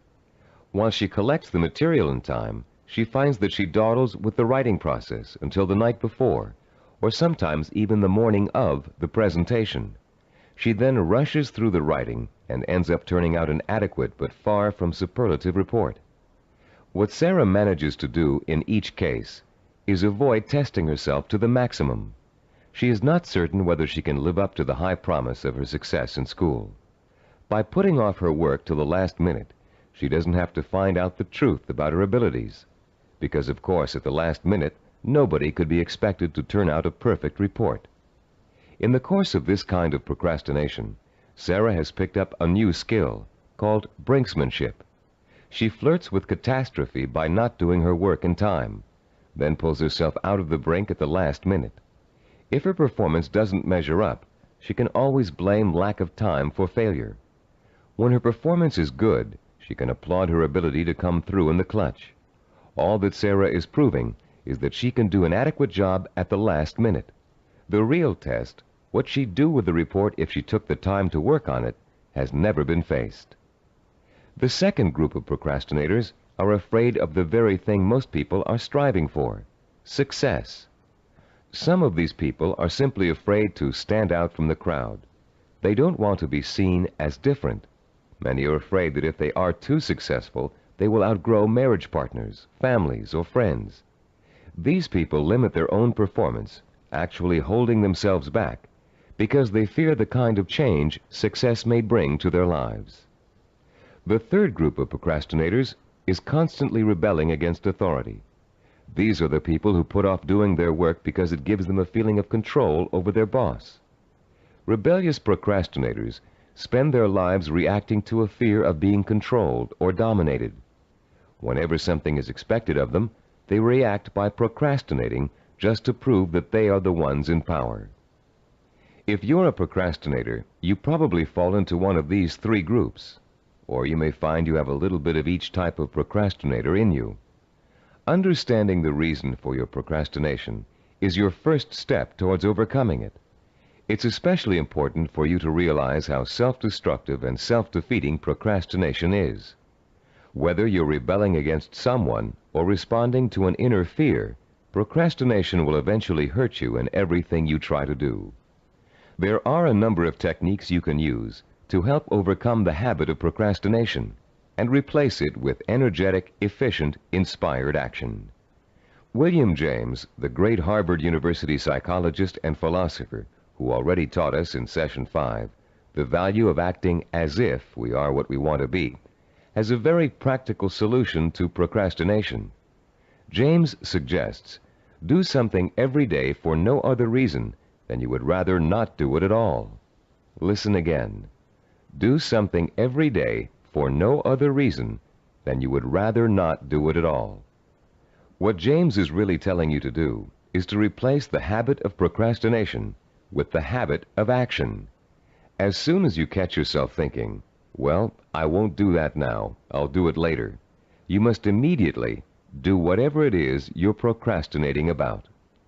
Self-disciplined achievers also use two special time management techniques to overcome the tendency to procrastinate. The first is called Swiss cheesing. The second is called unscheduling. Swiss cheesing is another term for dividing a macro purpose into a series of micro tasks. The management consultant who invented the term conceived of it as a way of poking holes in a large task to make many smaller tasks. If you have a task that will take 2 hours, Swiss cheesing it creates 8 15-minute segments, or 4 30-minute segments, or however many smaller segments you need to get the task done. Breaking a macro purpose down into micro tasks makes it seem much less formidable. In fact, this one-step-at-a-time approach is the only way to achieve a major goal. Without losing sight of what you want to achieve, you should never go around thinking about the enormity of your major purpose. You must concentrate only on achieving one small step at a time. Unscheduling also helps you to overcome procrastination and get on with your project in the most efficient way possible. Sometimes you know you're going to need so much time to complete a task that you won't even start it. You rationalize that you'll never find the time to finish it anyway. But often people overestimate how much time it really will take them to do something, and they don't realize that by Swiss cheesing, they can find the time to do it in an otherwise busy schedule. Turn to page 45 of your study guide and look at Form 8.1. You'll see a chart with the days of the week listed along the top row, and the hours in a day listed vertically along the left side. There are 7 days listed and 16 hours per day. The chart presumes that you get up at 6 o'clock in the morning and retire at 10 p.m., but you can easily change the numbers to correspond to your own daily hours. It's often a shock to look at a chart like this and realize how many hours you actually have available to you in a one-week period. Of course, many of those hours are taken up with the necessities of everyday life. Your first task in this exercise is to fill in all those hours that are occupied with travel, meals, work, meetings, regular recreational activities, and other commitments. Only fill in the time that absolutely must be devoted to activity. If you regularly watch television or read magazines for 3 hours every night, that doesn't qualify as a life necessity unless it's part of your job to do so. When you've finished, look at the boxes you haven't filled in. These represent your free time, time you have full control over and can devote to your own micro projects. You may be amazed to find that you easily have 20 or 30 hours per week of free time to devote to your project. And if you include time that's spent commuting on a bus or train, the hours may add up to considerably more than that. Once you've ascertained when and where your free time occurs, you can begin allocating that time to your micro projects. When the hour arrives to start working, remember William James' advice and do it now. Work uninterruptedly during that time, taking scheduled breaks only as necessary. And don't allow yourself to get sidetracked.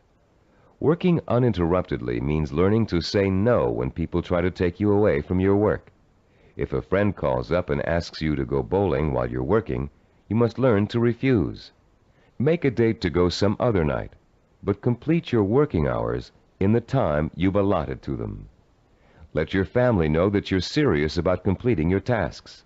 Schedule time to enjoy being with them, and let them know that when you're working, you are not to be interrupted. After successfully completing each work session, fill in the blank hours on your chart with a special colored pen or pencil. Choose a name for your project and fill in the blanks with that name. It will soon become extremely rewarding for you to look at the chart and see the red or green boxes begin to take up considerable space on the page. More rewarding, you'll begin to see real progress in your effort to complete your micro tasks. As you learn to devote uninterrupted time to your work, you'll find the time-quickening experience begin to occur more and more often, and you'll be less and less inclined to procrastinate. Soon your micro-projects will become as much a part of your life as eating and sleeping. And an excitement will take hold as you begin to realize that yes, you are working steadily toward your goal. And not only can you really do it, you are really doing it. Be careful not to overcommit yourself in terms of time spent on your project. Your goal is not to exhaust yourself. And beware of trying to go in too many directions at once. That can cause the kind of anxiety that will make you want to give up before you even get started. Concentrate on accomplishing one task at a time. That task will get done, and then you can start on the next, which will also get done, and so on. Keep in mind through all of this that your objective is not to punish yourself with work in every free hour you have during the week. Working towards a macro goal by accomplishing micro tasks should not be an unpleasant experience. By creating a healthy balance between work and recreation, you'll find yourself looking forward to those hours when you can devote yourself to pursuing the goal that will make life truly worthwhile for you. You'll reach a point where you wouldn't trade those hours for anything in the world. You've come a long way in this session. You've learned how to overcome the tendency to procrastinate, how to experience time quickening, and how to learn to value seasoning as inevitable in reaching any goal. We'd like to make one more suggestion to you before ending this session. Put up a sign at your desk, table, or other workspace. A sign in big, bold letters that you can see every time you look up. This sign should say, "Use time or lose time." Let it serve as a constant reminder that time marches on, whether you're working toward your goal or not. And every minute that you are devoting to your micro projects is bringing you just a little bit closer to achieving your life's ambition. In the next session, you'll find out how self-disciplined achievers master the skills and knowledge they need to make their vision a reality. And you'll learn to broaden your own new field of knowledge by overcoming your learning blocks and harnessing your built-in powers of intelligence and discipline. In this session, we're going to talk about how you can identify and learn the knowledge and skills you need to master in order to achieve your vision and purpose. As we've repeated throughout this Neuropsychology of Self-Discipline program, any goal worth achieving takes preparation and careful, patient work. As easy as running is, as natural as it seems, you wouldn't go out today and run a marathon without months of preparation, slowly working up to 3 miles a day, then 7, then 10, then 15, gradually working toward the 26-mile goal. You would start marathon conditioning with a careful program of nutrition, stretching exercises, reading, talking to other runners, and even a doctor's checkup. You'd determine what knowledge and skills you'd need to accomplish your goal of 26 miles, and you'd accumulate the knowledge and skills step by step until your goal was achieved. The goal of this session is to help you learn how to learn. Many of us were programmed years ago with the belief that there are certain things we just cannot learn. We were tracked in school into one path or another because of test results which told us we had no aptitude for a particular subject area, or by teachers or counselors who believed we were best suited for one discipline over another. In some cases, the stereotype was as blatant as girls take home economics, boys take shop. In other cases, the grounds for tracking could have been racial or economic, or some other person's perception of our intelligence. In a now famous psychological study, new teachers in an elementary school were told that certain students in their classes were gifted and certain others were slow. In truth, there was no measurable difference in the student performance up till that time. But by the end of the following semester, the students labeled gifted were doing work above grade level, while the slow students were performing below. The only thing which had changed was the teachers' attitudes toward the children. Much of our response to learning has been based on what we've been told about our ability to learn. In this session, you'll learn how to break through the learning barrier and clear away the mental blocks that have you falsely entrapped in the belief that you can't learn certain difficult subject matter and skills. You'll learn how to learn all over again, this time recognizing that your potential is as unlimited as your imagination. You, like other self-disciplined achievers, will know how and when to acquire the essential knowledge and skills that will enable you to achieve your goals. In our research into human achievement, we found that the world's most persistent and successful people had developed a four-step approach to learning that ensured they would successfully acquire the knowledge they need to achieve their goals. The process is a simple one. Listen carefully as we go over its basic components. First, they're able to determine what new skills and knowledge they must learn in order to achieve their goals. Second, they call into play their belief in their ability to learn. They believe they can learn any subject or skill, no matter how difficult it might be. Third, they're patient. They understand that acquiring new knowledge and skills is often a slow, step-by-step process that requires systematic trial and effort. No matter how young or how old, the learner must go through the same progression of acquiring knowledge and skills. And fourth, they develop their own effective, personalized system for learning, a simple learning formula they can apply to any subject matter to efficiently and thoroughly master goal-relevant knowledge and skills. Let's delve into each of these steps in turn to see how they can be applied to your own learning efforts. The first step of a learning program to acquire a new skill can be approached much like the planning work we dealt with in Session 7. You can design a similar flow chart with an activity box labeled Start and a box labeled Finish. The intermediate steps are, of course, other activity boxes.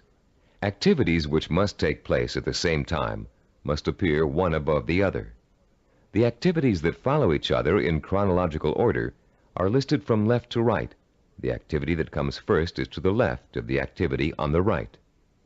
Any research you have to do, consultations you have to make, background materials you have to accumulate, all are entered on your flowchart in the proper activity boxes. Let's assume for a moment you're just about to begin your first year of college.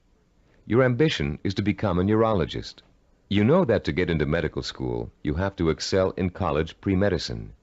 The thought of taking 4 years of math, chemistry, and biology seems pretty intimidating, and becomes even more intimidating when you realize that you have to have almost a straight A average in those subjects to be even considered for medical school admission. The intimidation would quickly go away if you could develop a 4-year visual network plan that outlines specifically what you had to learn and in what order you would have to learn it, year by year. Then, upon viewing the completed network plan, look at it and develop the deep inner belief that you have it in yourself to master each of the subject matter areas. Let's work through a visual network plan for successfully completing college pre-med. Granted, most of you listening to this program won't want to become medical doctors, but this example is applicable to any situation in which new knowledge and skills must be learned. Turn to Diagram 9.1 on pages 48 and 49 of your study guide. I'll pause a few moments while you find Diagram 9.1.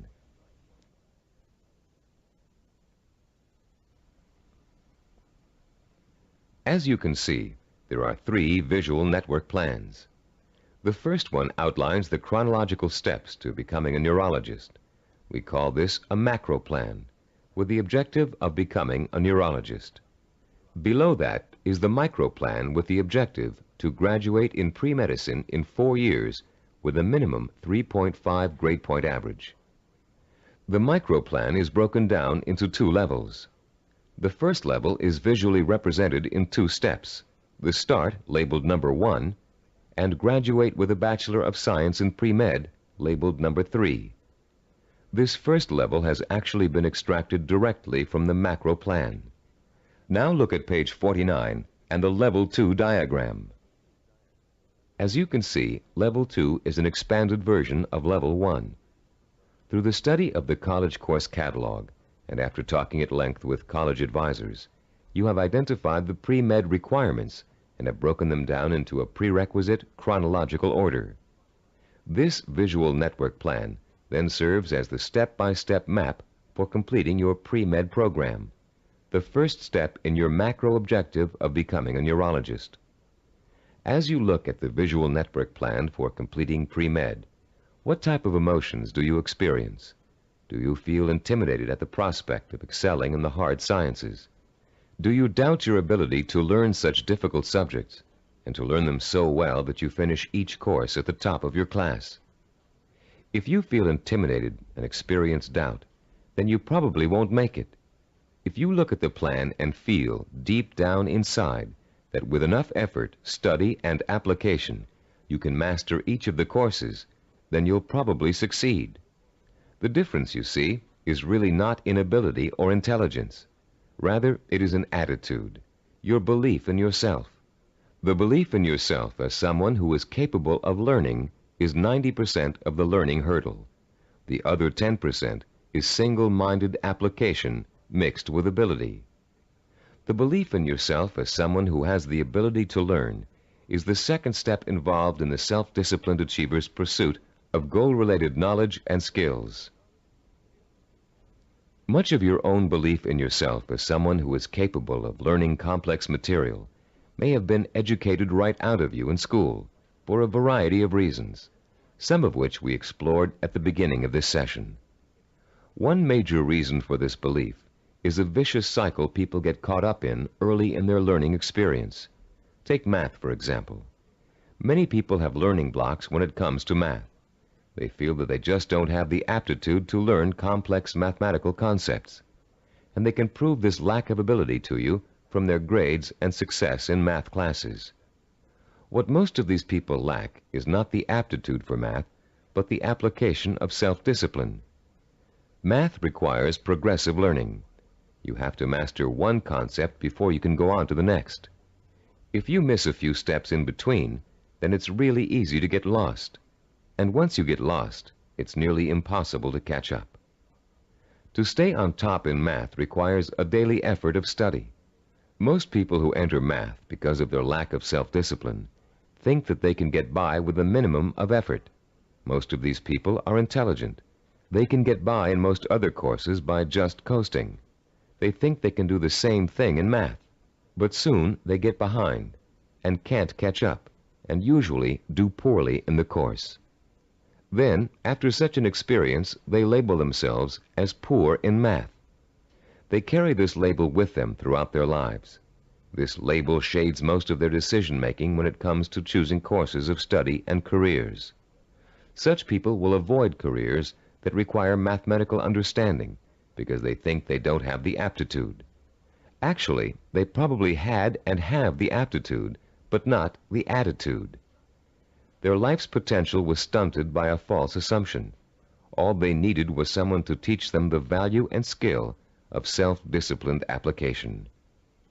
Most of the people we studied in the creation of the Neuropsychology of Self-Discipline program were not extra intelligent, but they did have a firm belief in their ability to learn anything and everything.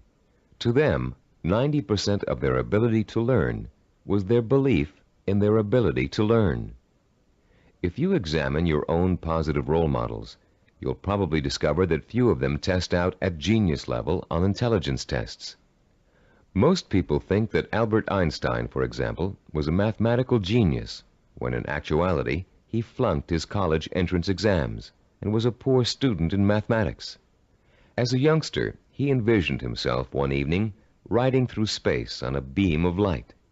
In his imagination, he sensorially experienced the theory of relativity. He knew what it was, but he was not able to explain it to others in a language they could understand. The only language was mathematics. Driven by his vision, he forced himself to learn mathematics. For Einstein, it was a day-by-day struggle, but he finally developed enough mathematical knowledge to simply express his experience mathematically. Einstein's theory of relativity and its mathematical expression ushered in the age of nuclear energy. Another scientist, whom most people attribute genius, was the inventor of the laser, Dr. Theodore Myman. While at Stanford University, he flunked his PhD oral exams and had to take them over again. Learning didn't come easy for him. It was a daily, step-by-step struggle.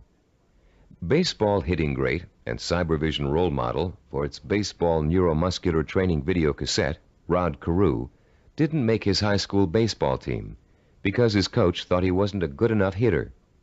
Since then, through thousands of hours of practice, Carew has won 7 American League batting titles and is one of 13 players ever to get more than 3,000 career hits. The list goes on. Famous author, philosopher, and scholar Leon Uris flunked high school English 3 times. Malcolm Forbes, publisher of Forbes magazine, one of the most successful business publications in the world, did not make the staff of his college newspaper. The editor said he lacked the basic skills of reporting and editorial writing. Stephen DeVore, who founded Cybervision, speaks the Finnish language, considered by language experts to be the most difficult language for Western tongues to learn. Though he mastered this difficult language, he lays no claim to a superior intellect either. When I was 19, he told an interviewer, I was selected to go to Finland for 2 years of volunteer work. I had no foreign language ability at that time. In fact, I had nearly flunked out of high school French and Latin. So I thought of myself as having absolutely no ability to learn languages. With this negative attitude, DeVore entered an intensive language program for 2 months before he left for Finland. It was something like 16 hours a day with a group of 10 others. I finished last in the group, he recalls. DeVore went to Finland, where he spent 5 miserable months unable to communicate. I couldn't do anything. I was incredibly frustrated. I'd lose patience when people were talking. Then one day I went to the park, and in the park there was a man giving instructions to his dog in Finnish. The dog obviously understood him and was obeying all of his commands. I thought, this is ridiculous. I'm smarter than a dog. If a dog can understand Finnish, so can I. In the 2 months following this experience, DeVore became fluent in the Finnish language. He learned to speak Finnish so well that he served as a translator for American businessmen and their families traveling to Finland. Buoyed by the accomplishment of learning Finnish, DeVore returned home after 2 years and went back to college. Where before he had been a lackluster C student because he was convinced he couldn't learn, he received straight A's and academic scholarships for the rest of his college and graduate school years. Which proves another point about learning, success, and attitude. Once you have successfully learned a subject or skill, it bolsters your confidence in your ability to learn other skills. Once you've proven to yourself that a negative concept you had was wrong, you begin to realize that all of your negative concepts may be wrong. What you couldn't do in the past, you can now do. You can do it because finally you believe you can do it. Breaking the cycle of a negative attitude may not be easy, but once you do, you'll be far less inclined to get back into the cycle. That's why small steps and small accomplishments are so important in pursuing a macro goal. You may look at a map for becoming a neurologist and say, I'll never get through all those math courses. But if you get 1 A in algebra, you'll realize that you can. Another way of expressing this is that success in learning begets more success. Once you have successfully learned a subject or skill, it bolsters your confidence in your ability to learn other skills. Your past, in which you may have been labeled or labeled yourself as a non-learner, is precisely that, your past. It is not your present. It has little relation to what you are capable of accomplishing now. What has happened to many of us is that we have been conditioned into a negative feedback loop where learning is concerned. The step-by-step accumulation of new skills is the way to break this loop and replace it with a much more positive cycle. Which brings us to the 3rd step in the learning process, the attitude and value that learning takes time and patience. Most of us, at the time we are exposed to our greatest concentration of education, haven't developed the necessary self-discipline skills to be able to take advantage of it. And why should we? We were only children. Excellence, as we've been learning in this Neuropsychology of Self-Discipline program, is based on seasoned learning. Skills like medicine, mathematics, chemistry, dance, law, music, pottery, writing, languages, architecture, masonry, carpentry, the list is endless. All require seasoning, the accumulation of knowledge over time. the perseverance to stick with a task over a long period of time, sometimes decades, the ability to find pleasure in the accomplishment of steps toward a goal, rather than seeking the instantly gratifying quick fix. All these are the hallmarks of the self-disciplined. A wise philosopher, in speaking of the seasoning of a learner, once said, "There are very few human beings who receive knowledge complete and staggering by instant illumination. Most of us acquire it fragment by fragment, on a small scale, by successive developments, cellularly, like a laborious mosaic." One other myth about the acquisition of knowledge has it that you can get too old to learn. This bit of fallacious thinking has been handed down in the aphorism that you can't teach old dogs new tricks. It's worth laying to rest. A classic incident from the life of the great poet Longfellow illustrates the relationship between age and learning. Told by Howard R. Driggs, the story goes, it happened that while the poet, at over 80 years of age, was still teaching at Harvard, one of his appreciative students asked him, "How do you keep so perennially young, Professor Longfellow? We never get tired of your classes. You always have something new and interesting to give." "I've never had that question put to me before," returned the poet. Then, looking out of the window, he said, "You see those 2 apple trees in the yard? Do you observe any difference between the blossoms on the older tree and those on the younger one?" "No," replied the student. "They look just alike to me." "How do you account for the fact that the old apple tree flowers out as beautifully as does the young one?" persisted the teacher. "Let me tell you the secret. That old tree managed last year to grow enough wood to put forth its new blossoms. Blossoms, you know, always come on the new wood." "Oh, I see," said the young man. "To keep young, one must keep growing." "Yes," came the quiet response. Einstein, in his later years, was asked the secret of his ability to learn. His reply also illustrates the point and importance of lifelong learning. Einstein said, "The more I learn, the more I realize I don't know. The more I realize I don't know, the more I want to learn." Age should be no barrier to the acquisition of new knowledge and skills. If you have the self-discipline to see your efforts through, you can learn anything at any age. Let's now discuss the 4th step in the learning process, a set of tried and proven principles that work together as a system to make learning easy. If you'll turn this cassette over now, we'll introduce you to a very simple yet powerful system to learn effectively at any age, whatever the subject area. A recent movie called Educating Rita beautifully illustrates the points we're going to discuss in the remainder of this session. This film is about a working-class Englishwoman who has a dream about becoming educated.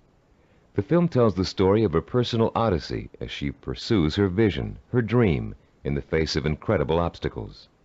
She faces at one point or another during the story conflicts with work, with transportation, with her parents, with schedules, with her mentor's desire and ability to teach, with the disdain of other more educated students, and with a husband who wants her to stay home and make babies, not thesis.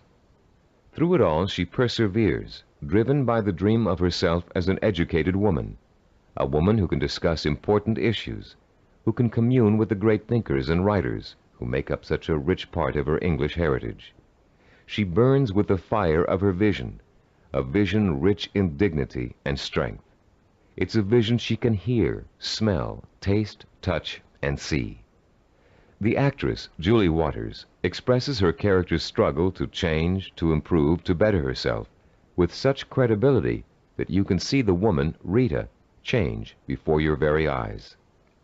There was nothing abstract about Rita's quest for education. Each book she read, each class she took, each time she met with her advisor or participated in a class discussion, was a visible step toward the completion of her goal. It was extraordinarily obvious how closely her vision and her process of learning were interconnected. Sometimes that connection is less obvious. So that's what the remainder of this session will speak to: how to recognize the connection between learning and the successful achievement of your goals. Learning is not simply the rote memorization of useless facts, or even useful facts. Of course, we're all aware that in 1492, Columbus sailed the ocean blue. But what does that have to do with our vision? The same lack of relationship to vision is often true with our attempts to understand abstract principles, as in mathematics, chemistry, or physics. They are very difficult to learn and use if we cannot see the direct applications to our everyday lives, to the pursuit of our purpose and vision. We ask ourselves, how is this going to help me in achieving my vision? Cybervision founder Steve DeVore recalls signing up for a course in statistics when he was attending graduate school. He hadn't taken the prerequisite higher math courses, but had gotten permission from the instructor to take the course anyway. DeVore's instructor, however, issued a dire warning at the beginning. Without those prerequisite courses, DeVore stood a good chance of failing. But forewarned is forearmed, and DeVore found a way to overcome his lack of preparation. The first week of class, he found himself swamped with mathematical concepts that were abstract and confusing. The only way I could make sense out of what was going on, he says, was to take each abstract principle and make it concrete. Instead of talking about X's, Y's, and Z's, I made them into apples and oranges, and I ended up with the second highest grade in the class. I find this concreteness also ties into vision, DeVore continues. Whenever you have to learn something that seems beyond your grasp, remember your vision and why you have to learn it. Then it will seem real and vital, and you'll have an easier time dealing with it. Whatever you have to learn, no matter how abstract or detailed the information, if it's necessary for your vision, then you can embody that information with your vision. Then it becomes something real and vital. You can put a handle on it. You have a reference for it. You've been learning the importance of vision all throughout this program. The sensory-rich, detailed kind of vision you created in Session 6 and are continuing to create on a daily basis. Making those visions concrete, you'll recall, sometimes even involved putting clippings or photographs of a desired goal upon the wall. This kind of work to strengthen vision is also at the heart of learning. As I promised earlier, I'm about to introduce you to a powerfully effective, easy-to-learn method of learning that will carry you through the rest of your life. This four-part learning system is the application of certain principles that reveal themselves in the course of our research with self-disciplined achievers. Learning and applying these principles will enable you to approach any subject matter with confidence and thoroughly learn the material no matter how difficult it might be. We call this system mega learning. We use the word mega to connote power. The power to achieve you acquire through the acquisition and application of knowledge. Let me quickly preview each of the 4 steps and then look at the process in greater detail. First, recognize the need to learn a principle. Second, relate the principle to your personal vision or goal. Third, internalize the principle by relating it to your own experience. And fourth, apply the principle in action. Let's examine each of these 4 steps in turn. First, recognize your need to learn new information and skills. You cannot reach your goal without getting an education first. This doesn't necessarily mean attending school. It means identifying the key skills and competencies that you must master if you are successfully going to reach your goal. Ask yourself, will I achieve my goal without this knowledge or skill? If your answer is no, then you have a strong motivation for learning. Your learning is now crucial, for without it, your road to achievement is blocked. Learning is a lot easier if you have a specific reason to learn.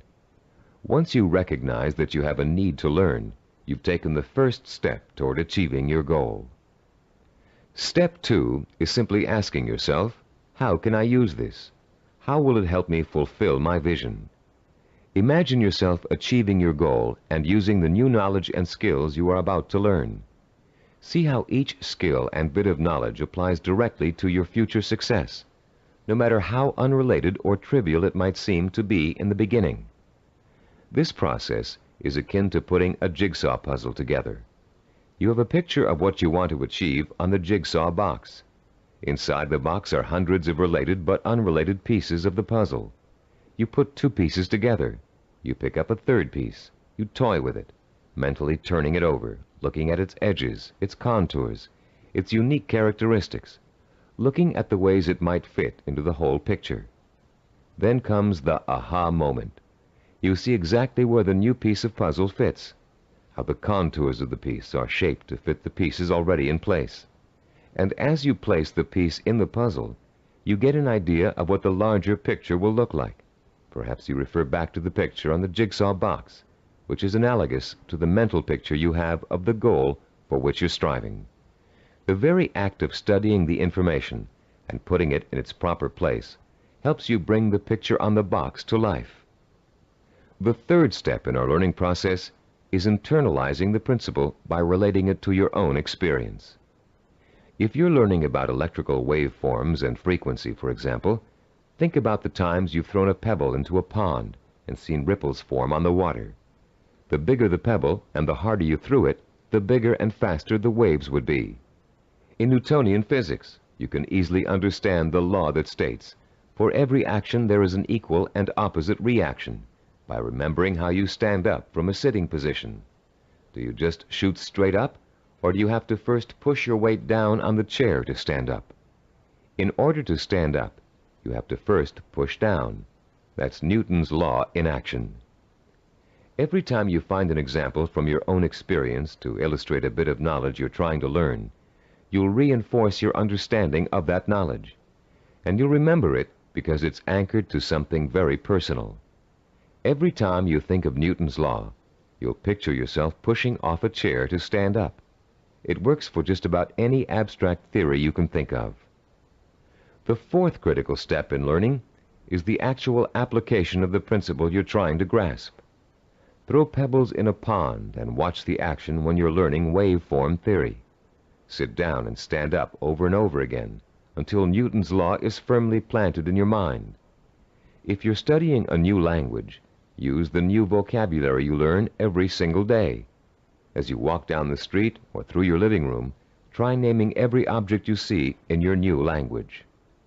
Using these 4 steps to learning will make the experience easier, less frightening, and more fun.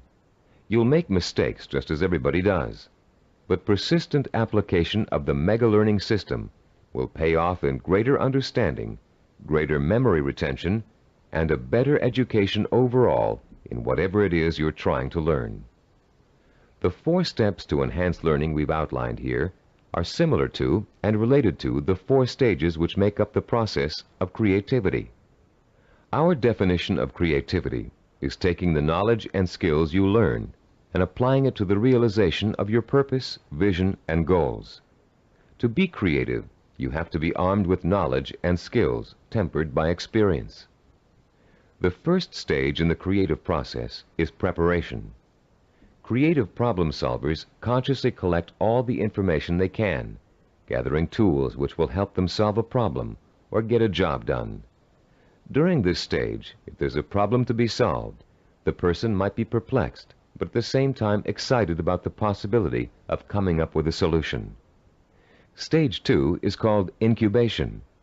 Once the research has been done and the necessary information has been collected, the creative person often releases the problem and turns to something else, including rest, relaxation, or physical activity related to the problem. During this stage, the knowledge begins to reform itself below the level of consciousness, shifting and realigning until it becomes a whole. During this stage, tantalizing flashes of insights and glimpses of parts of the final solution may emerge. Stage 3 is called illumination. This is the moment of discovery. It is the point in time where all you have learned and experienced has been distilled in your mind. The solution or inspiration springs forth almost miraculously. Miraculously, if you don't recognize how much preparation and groundwork you've already laid in stage 1. Often this stage is accompanied by an overwhelming feeling of certainty that says, yes, this is the piece of art I want to create. Or yes, this is the product idea I want to explore. Stage 4 is called verification or revision. This stage takes place again on a conscious level. The details of an experimental process, if you are a scientist, must be worked out. If you're an artist, you must decide whether this picture will be painted in watercolor or oil. This stage involves visible work and rational thinking. It involves drawing from your base of knowledge and fundamental skills to make your work conform to the vision of your creative insight. As you can tell, the knowledge and skills you acquire are the tools for the creative process. The parallels to the simple approach to learning we've outlined here and the process of creativity should also help put to rest the misconception that self-disciplined people are not creative. That discipline involves being married to lists and systems to the exclusion of freedom and creativity. On the contrary, creativity is the byproduct of a disciplined, well-informed mind, a mind that is using its storehouse of knowledge to solve problems and achieve goals. The more you learn, the more creative you can become. If your heart is set on becoming a professional musician, you can hardly be expected to know how to compose a symphony until you've become an expert in reading music and have studied music history. If you want to become a heart surgeon, you can't expect to pioneer new techniques in heart surgery until you've thoroughly mastered all the existing techniques. If you want to start a business, you must first study how other businesses are run, and then make your own decisions about how your company will work. If the realization of your vision requires the mastery of new knowledge and skills, I hope that learning will now be a stepping stone rather than a barrier to the creative realization of your goals. In our next and last session, you'll learn how to develop the twin pillars of the self-disciplined character, persistence and perseverance. And you'll be well equipped to begin your long and fruitful journey towards the goal you've chosen as your most important ambition.